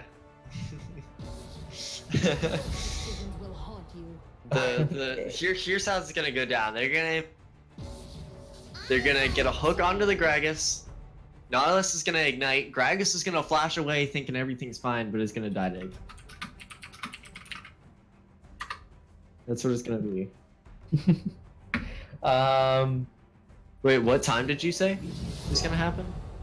I said like 1:15.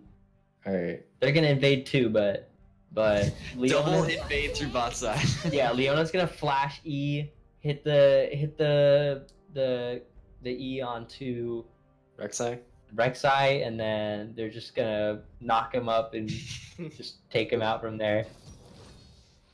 Alright, well, I hope one of us is right. I'd like to see some level 1 shenanigans. We almost saw some last game from TNP, which is why I put my prediction as what it was. But we will have to see once this game is started. We will be going in a spectator delay very shortly. Yep. And you predicted Trick GG was the one that was going to die, right? Gragas is going to die at 107. That would be Nautilus. Third game in a row where he gives up First Blood. Oh, really? Yeah. Oh, I guess that is right, because both games. Yeah. And then that'd be giga sad. Yeah. But you know, I'm following the trend. Yeah.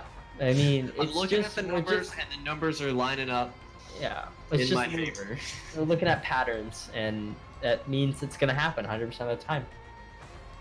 But all memes aside, all jokes aside, we're gonna be right back after our little spectator delay here, so please stick around as we get into the final game of the night between Team Name Pending and Low Standards, fighting it out for that first seed.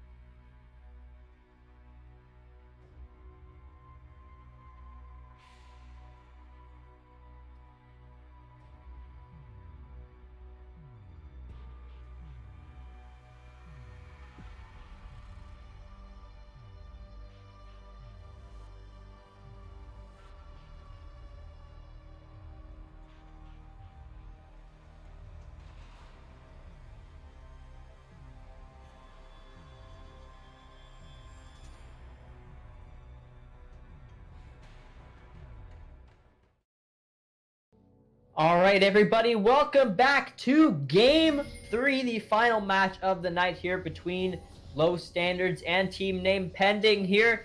Let's see if either of our First Blood predictions are going to be true. We see all 5 members of TNP are tracking towards the bot side, but no one's really pushing too far forward here. Yeah, I think both of us are going to be wrong. At least on the timing. Yeah.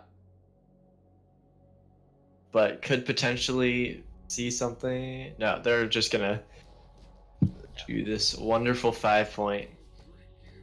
Yep. And I think for the first time this series, we've had a game with pretty much standard runes across the board. I don't think there's anything really out of the ordinary here.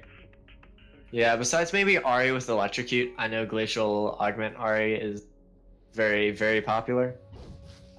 But besides that, it's fairly normal. He got that ward. Oh, Nice. love That's to huge see right it. there. Yeah, it's over. Yeah, you were right. it's a Rek'Sai huge- got there's first no blood. way. They can't come Rek'Sai back got from that first gold blood too. onto the Gragas ward. We can't come back from this early game deficit. Plus 10 Yeah, gold. no.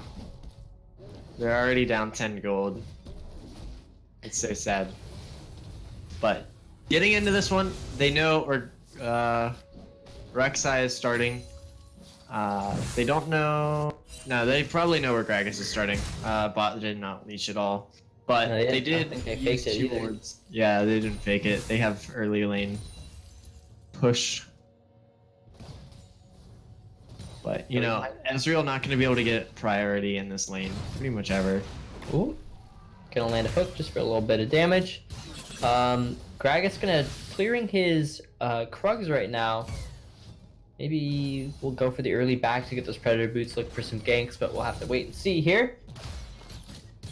Yeah, well, most likely route of the Predator clear. Probably grab Wolves and then back. That's probably why they dropped a ward on his blue. Make sure Cute doesn't do anything too cheeky this game. But this Kennen going to get a lot of gold off of this Kleptomancy. We'll have to keep up with that throughout the game. Range top laners, am I right? Gets gold for auto attacking. Oh, the flash out though. They're gonna land the hook onto the support. Gonna get the knockup. Looks like Book of Coconut's gonna go down first here. One more take to flash forward. Too cute to gag's gonna pick up first blood for himself here. Off a pretty nice gank in the bottom lane. Man, I was almost right on who got the kill. But very good stuff from Cute, able to come in for that gank. Prince played it very well as well. Got the flash out of the Caitlyn. Was allowed the Rek'Sai to close the distance and get the knockup. And both summoners are down from Book of Coconuts here, so he's gonna have to play especially careful here in this bottom lane, and we might even see Too Cute to Gag look for more ganks after he clears out these Scuttle Crabs here. I think he's gonna get the double Scuttle, it looks like, but he's being closed in on by Unlimited Souls as well as Trick2G. Spotting him out, but he does manage to pick up that Scuttle Crab, so that's pretty nice advantage he has for himself already in this game. Yeah, and already 1k gold apart. Definitely not, you know, too far, but a little trade there in the top lane. I'm gonna out of mana. Gotta be careful of that. Too cute to gag though. He's coming in, gonna get the knockup on just the very edge. Polar Bear minions coming forward, has to flash out to keep himself alive there. Another nice gank there, getting the summoner spell out from the top laner. Meanwhile, in the bottom lane, we see Weenie the Doom get chunked out to about half HP off the back of a nice hook from Pookie. And we did see Trick go for the back, but did not get the boots. Opted to go for the Chilling Smite. So not going to have as much early game damage as, you know, normal. The Predator boots do give you that damage increase. Gragas not going to find anything here in the bot lane. as the side of TNP is going to be recalling. Yep. The Cloud Drake is up, but it doesn't look like they want to try and go for that objective quite yet in this early game. I think knowing what we know, yeah, knowing what we know, they could have, but yeah, the threat of Rek'Sai being around is it's a little bit scary. Yep. And only 3 TPs in this game. Noble choosing to go for Ignite, so we will see if he is able to get any solo kills on this mid lane. But probably not going to be that easy. Does have the level 6 advantage now, though. Might look for a roam to the bot lane. They're walking around. They might. They're entertaining the idea right now, and it looks like just gonna go for that ward in the bush, pixel brush, and the river here. Head back to the mid lane. Too good to gag though. With his early game leads, managed him to net him a pretty big farm lead. Already up about 10 CS over Trick2G. Just 6 minutes into the game. The hook's gonna connect onto me, the Doom, but looks like they weren't too sure if they wanted to keep the push going there. A little bit of a miscommunication probably on that engagement. Yeah, and the top laners, both of them almost 6. Both of them do have TP up, so going to have to be very cautious about going for these plays in the bot lane. The TP could come through. The Kennen still up in XP, so we'll have probably the stronger TP right now. But Gragas is not on this side of the map, and Rek'Sai is going to start up to Cloud Drake. Yep. Probably just going to be able to solo it here by himself. Bot lane has Prio, so not really much LS can do to respond, especially considering Trick2G is on the opposite side of the map, taking his red buff currently. So it's going to be free objective going over into the hands of TNP. Yeah, and that's the second time I think we've seen him just solo the first Drake of the game. So, you know, LS not really doing a great job with their river vision, at least on the bot side. Oh, Oliver Minion just going to be able to run this one out here. Oh, maybe not though. Going to get chunked out about half health from Trick2G. Unlimited Soul might be looking for the flash ultimate there. Oliver Minion has to flash out away from that rupture to avoid death. So, still ends up getting a summoner spell out of that gank. Yeah, I think Polar stepped up a little bit too quickly. The Gragas kind of just stood there, thought about doing something. Polar stepped back up and he was able to do something. But we might see a dive here. Oh, a nice flash from Trick2G, able to guarantee the stun and get it Polar Bear Minion, but meanwhile in the bottom lane, flash out from Book of Coconuts is not going to be enough. He's going to get ticked down from the Ignite of Pookie. So kills traded across the map, but oh, we might actually see We Need the Doom face check into Noble here. Going to take up the damage.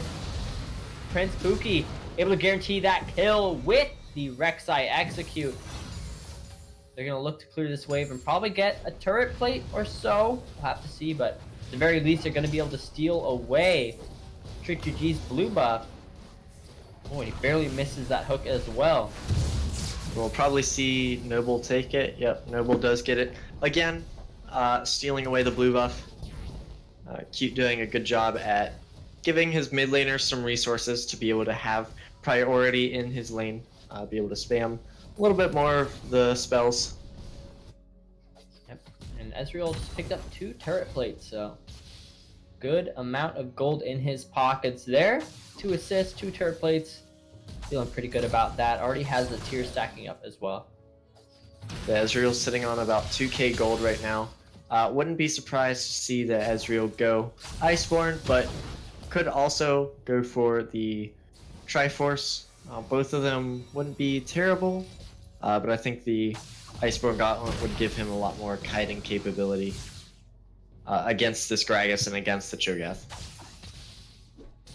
Yep, for sure here. We are seeing both the junglers staying around the river here. TQ to Gags entertaining the idea of a gank. Trick2G's there as well. They're looking to pinch the jungler here.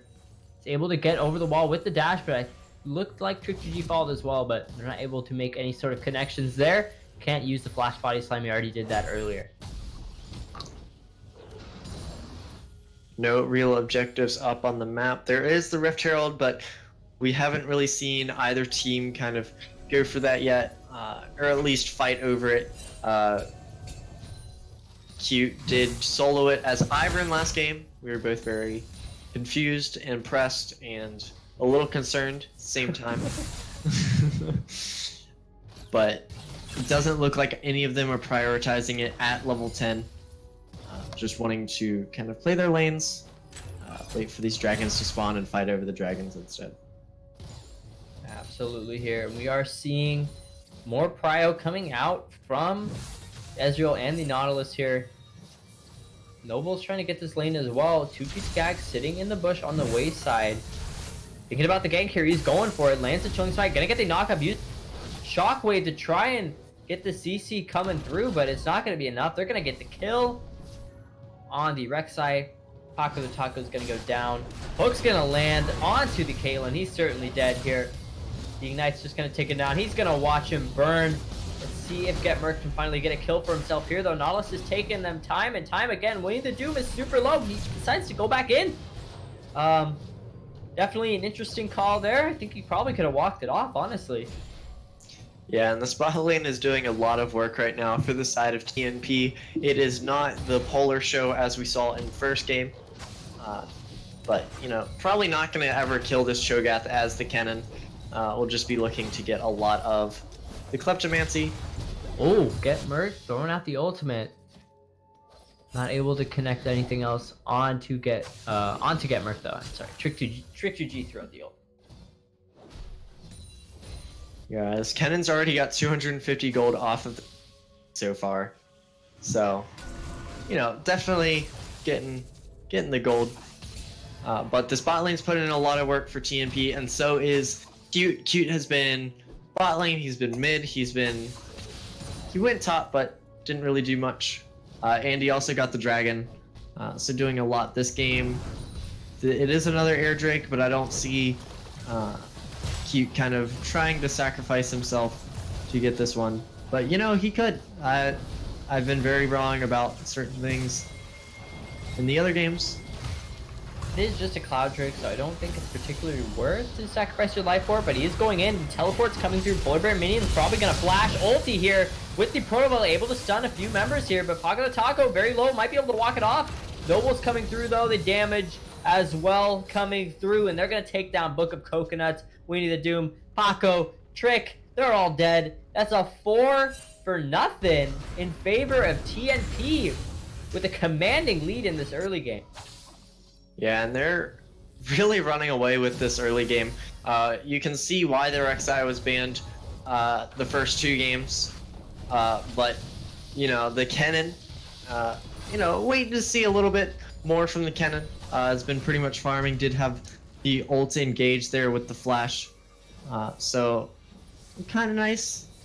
But I'm not sure if it was ban worthy just yet. Want to see a little bit more out of Polar in the rest of these fights, but where we're sitting right now, it is an 8k gold lead at not even. The Charm's gonna connect, and Paco's gonna go down right then and there. TNP was looking to pick up one more turret plate, but the plates are all gonna be gone by now. But hey, four's better than nothing. We see the hook land on Winnie the Doom again, but it looks like both teams are just gonna try and disengage here. Throwing out the True Shot Barrage for a little bit more poke. Nice charm, nice poke, but Trick2G is going in. He's gonna get the kill onto Noble.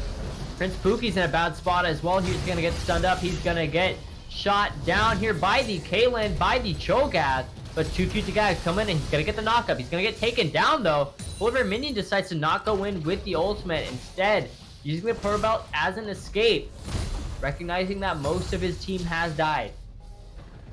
Yeah, and everyone kind of just overstaying, trying to save each person going in one at a time. And they are going to give over 3 kills. Still didn't close the gold gap that much, but we will see the Rift Herald going over, most likely to the side of LS. They can probably use it to get a little bit of damage onto the mid lane turret, but I don't see them realistically getting a full turret with the Rift Herald. Yeah, I mean, I think TNP's still in a pretty good spot. They're still up about 6,000 gold at just 15 minutes into the game. Unlimited Soul's gonna get ignited. They're looking for the play here. He's very low, probably gonna see a Slicing Maelstrom. Nope, Noble's dashing in though. He's gonna find pick onto Unlimited Soul. Few more charges left in the tank. Gonna get Paco the Toast as well. Polar Bear Minion finally using the ultimate as a triple kill for the Ahri.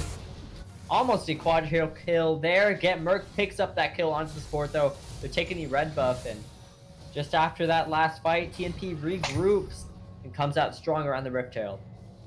Yeah, I will. This is pretty unprofessional, but I will be right back. I have to actually deal with something quick. All right, Trick GG holding down the fort in the mid lane.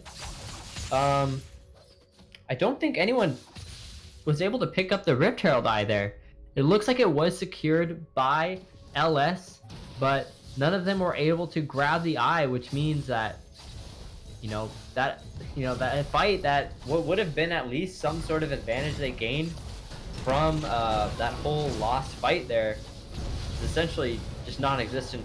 And so is Unlimited Soul. He's gonna get killed under the turret. TNP taking names across the map. They're grouped up top as 4, and they're looking to push down the second inner turret. Maybe thinking about trading their mid lane turret for it as well. Trying to get an inner, just keeping more pressure. And I think we're going to have to start seeing members of LS start to back. We see Paco is recalling currently as well, because if you don't send anyone top, the rest of TNP is just going to keep running down your base, and they're doing that right now. They're on the inhib turret. Just 17 minutes into the game. Yeah, I'm back now. But what happened? What happened? I left for like 2 minutes. They killed everyone at Rift Herald, and then they just went top and ran it down. And they picked off Unlimited Soul under his turret, and then 4-man shoved it down top. Okay, well here's the most interesting thing for me. I just saw Gragas by Oblivion Orb. Oh, nice dash out. Avoids the body slam, but doesn't manage to get away from the Zenith Blade. But I think Noble's still going to be okay. We're going to use the Blast Cone for a little bit of extra distance here. Doesn't have one more charge of his ult, though, so it was a little bit of a prolonged chase, but he's eventually going to go down here. Right in time for the Cloud Drake to spawn. A little bit of an unfortunate circumstance. But it is just a Cloud Drake, so even if TNP gives this objective up, I don't think it's going to be too big of a deal for them. I don't think it's going to be anything they're going to be too upset about. But, who knows, maybe they'll try and contest it. Red team's going to be able to pick it up, but a huge Slicing Maelstrom's going to find their way onto multiple members here, just ripping through their HP bars. Polar Minion's going to go down, but Get Merc is still firing pot shots into the backline. There comes the ultimate from the Caitlyn. Uses the stopwatch to avoid the damage, but here comes Too Cute to gang. They're so low, it looks like LS was trying to keep the fight going. Seeing how low Get Merked was in addition to Prince Pookie, but Too Cute to gang arrived just in time to get the triple kill, maybe even a quadra kill for himself here. We're going to have to see just a few more autos. Get Merc's going to steal away the kill, but that's going to be an ace around the Cloud Drake for TNP. Yeah, we've seen 3 big fights go over to the side of TNP, where LS goes for an objective, stays a little bit too long, overextends, and gets punished for it. But, very good awareness from TNP, knowing that they can take the fight and keep extending the fight, and really get a lot of these kills after the objective has already been taken.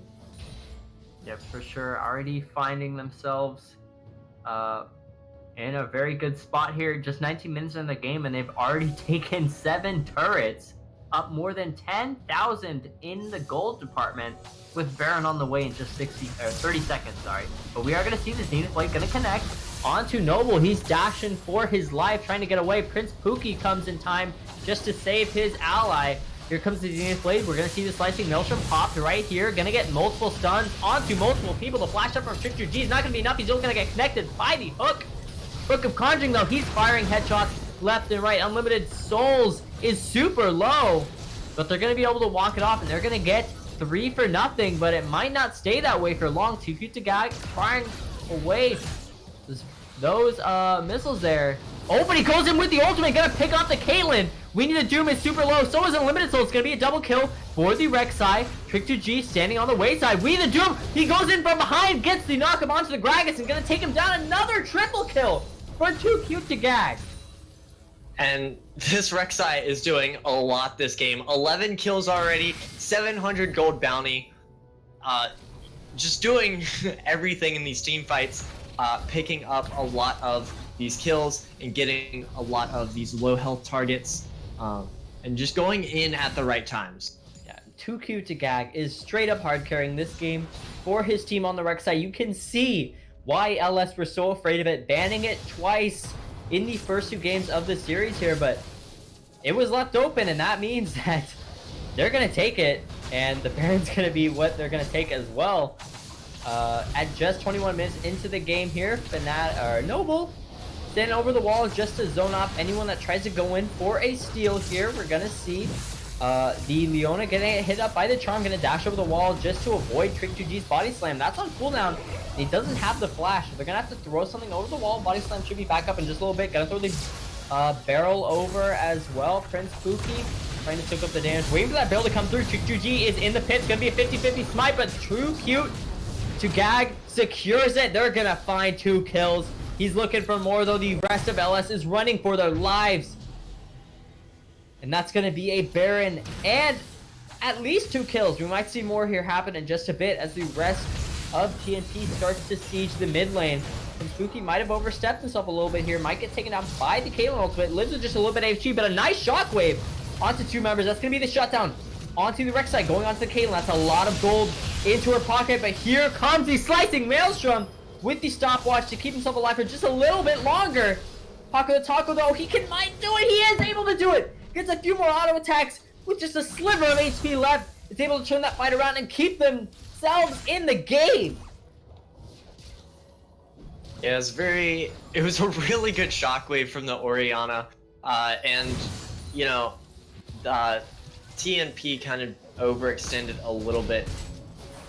Speaking of overextended, get murked. Has to flash away from Trick2G, but he's not deterred. He's still looking for it. Just needs one more body slam to get in the range. Throw the Q, but a very nice arcane shift from the Ezreal to dodge out from the damage. Souls, though, he's next in line, but decides that he's gonna go ahead and take a step back. Alrighty, and I know LS would already be this game. The Morellonomicon completed on the Ahri. And it looks like the Gragas is about to complete his as well. Probably get it off of this back. Completely mauling right now if he were watching this game. The team with his own namesake looks like it's going to be building a Morellonomicon into essentially barely any healing. Hey, but sides.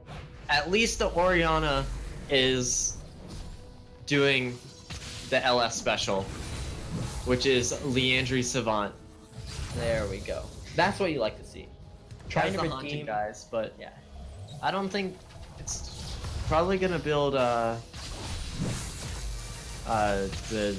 armor thing first. Zanya's Zanya's first. Already has the Fiendish Codex and has the stopwatch. Probably just holding on to that spooky mask just for the little bit of extra damage it gives you in these sustained fights. As TNP, they're firing at this turret. They got that buffed up cannon minion, taking shots at this inhibitor turret. Down about 1/4 of its HP bar. They're clearing out the waves, and we are just seeing pretty much an NA ram. But Paco the Taco has to disengage here to go clear the wave topside. The siege is not going to be as good as it was for TNP last game. So that is why it's taking them a little bit longer. They're more suited in the poke department right now. Probably looking to poke out someone and then catch them with a hook on the Nautilus or an Ahri Charm. But still waiting for their waves to come through. We're seeing Too Cute to Gag passing towards the mid lane, trying to get some pressure mid lane as well, since that wave is pushing on their side. We are seeing Trick2G looking, popping the Predator, trying to go for a flank area. Very nice flash body slam That's going to be the kill on to Trick2G, though. Prince Pookie is running away. A nice slicing Maelstrom onto multiple members, but the damage isn't quite there yet.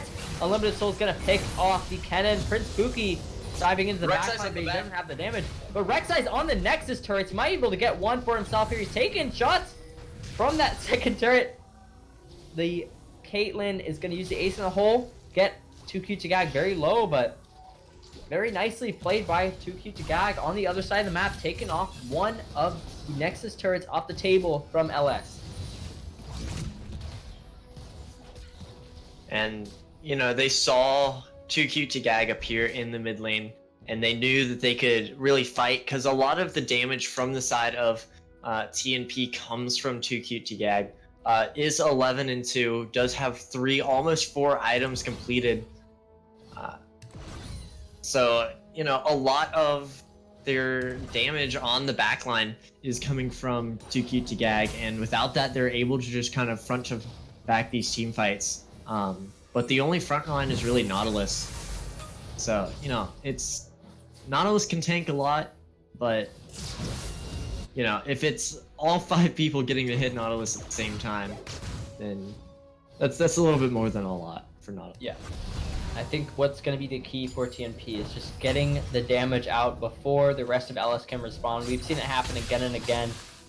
Book of Coconuts has died 8 times. He's been popped so many times in these fights before he has a chance to do any damage. And we'll see if the story ends up being the same here as the rest of Team P.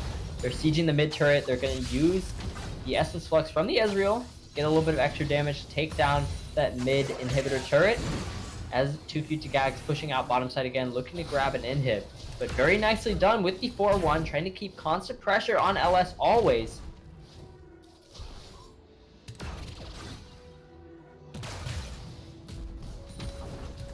Just, you know, all about the wave control at this point. Getting the mid lane to push at the same speed as the top lane, so you know, top lane is going to take a lot longer to get to these inhibs. So you can just see that they're able to deal with the waves very easily. The wave manipulation isn't as good as you'd, you know, like it to be. You have to not really push mid as fast. You push top as fast as you can, and then you kind of let mid stall out until you know that it's going to push at the same speed as top. Yep, and that's exactly what we saw here, chipping away at that inhibitor. And they're looking to take the top one as well in just a moment. Using the Ori ball to zone a little bit, but it's really not going to be enough to scare away TNP. You've just been commanding in this game at this point. Trick2G takes a ton of damage from the combo. The 1-2 punch from the Ezreal, the WQ, does just so much burst damage. And the dragon is coming up soon, but, you know, the Baron is also up. So going to be a lot of probably vision battle around this. They might just start it up, but they don't necessarily have to. They have the supers in mid and in top lane now. Could just send one person to deal with this dragon while they kind of joust around in the mid lane. And that's probably what they're going to do. Looks like that is the play. Probably also tracking towards bottom lane a little bit. We see the wave is pushing up, and Noble clearing out their blue buff. See Trick2G pathing down, trying to clear out this wave, but they don't want to extend that far out.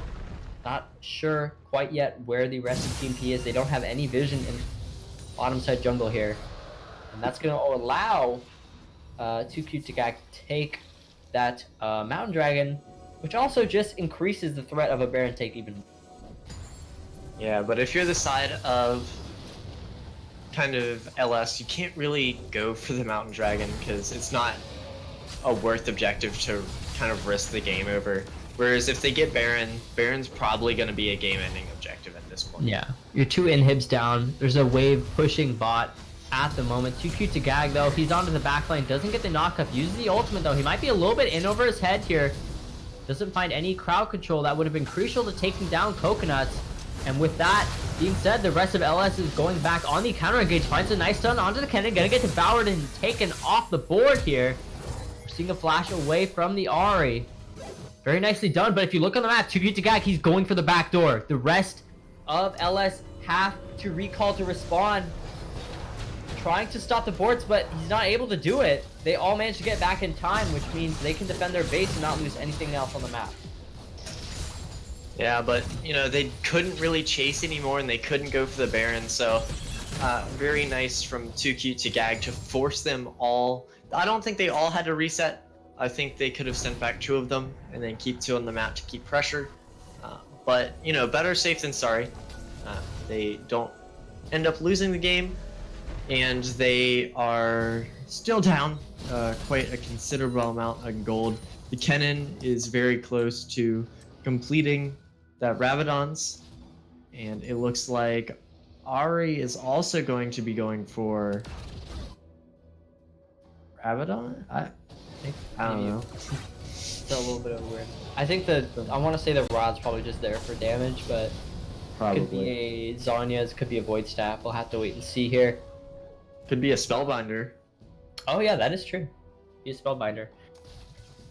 But the Leandries is completed on the Orianna, so going to have a lot more burn damage there. Flash out from Weenie the Doom. Noble popping the ult to go over the wall, trying to find a pick with the charm, but not able to grab anything quite yet. I think this might just be TNP turning around for the Baron now. Yeah, they can pretty much just go for the Baron. They can pick up this red buff, they can get the Baron, run back into their side of the jungle, take all their jungle camps, reset, and then come back with a lot of gold. And most likely close out this game if the Baron does. They're baiting it though, they're hiding in the bush, they're gonna pick off G just like that. A huge ultimate from the Kennen, comboed in with the ultimate from the Nautilus, gonna take down Winnie the Doom, gonna take down Coco. He's teleporting into the base, but it's gonna get canceled by the Shockwave. Unlimited Souls gonna pick off the Cho'Gath like it's no problem, flashing over the wall for style points from Noble. This is definitely gonna be the game here. Paco the Taco doing his best to keep his team's dreams alive, but it's not gonna be enough. That's gonna be the game, and TNP is going to secure the first seed. They had vision. Vision of Baron. No, they had They vision. vision that bush. Yeah, they had a ward. They had a ward in the bush. They had a ward in the bush. That's a tilter. Oh well, very very well played from TNP though. That's take away from them. Yeah, excellently done from TNP, coming off of that loss in game 2 and just completely rolling over low standards in the second game, or in the third game rather. And just look at the damage charts. Ezreal, Kennen, topping the boards there. They just did so much. And, you know, despite we see where Rek'Sai is on the graph, you can't understate how much of an impact 2Q to Gag had on this game. 13-2-7 on the Rek'Sai, and he just pretty much hard carried Team Name Pending in the early game. Yeah, he hard carried them in the early game. He got them Drake, he got kills bot, he got kills mid, he got a lot of pressure top. But, you know, I would say vision's important, but apparently. Yeah, well, low standards, definitely not the outcome they were hoping for today, but I will definitely say they showed some promise, and they definitely were able to win some fights that you normally wouldn't think they were able to win. And especially in that game 2, they were able to turn that game around when Team Name Pending seemed to have the pressure for most of the time. So definitely hats off to low standards. Despite the loss, it definitely looked pretty good in this series. Just going to have to try and work a little bit harder here, but that's going to mean Team Name Pending finishes up 7-0 here, securing first seed. So definitely hats off to them. They play well. They're playing for first seed next week, so they win this game, and this will essentially put them in contention to secure the first seed. My mistakes. But thank you guys all for tuning in today. I believe that's going to be it for us tonight here at Risen Esports. My name is Gabe, I Like Games, and I was once again joined by my wonderful, fantastic color co-caster Ward here. And also special thanks and hats off to Rando Joe for streaming this match. Thank you guys all for tuning in, and we will see you next week. Or we'll see you tomorrow even with more action on Risen Esports.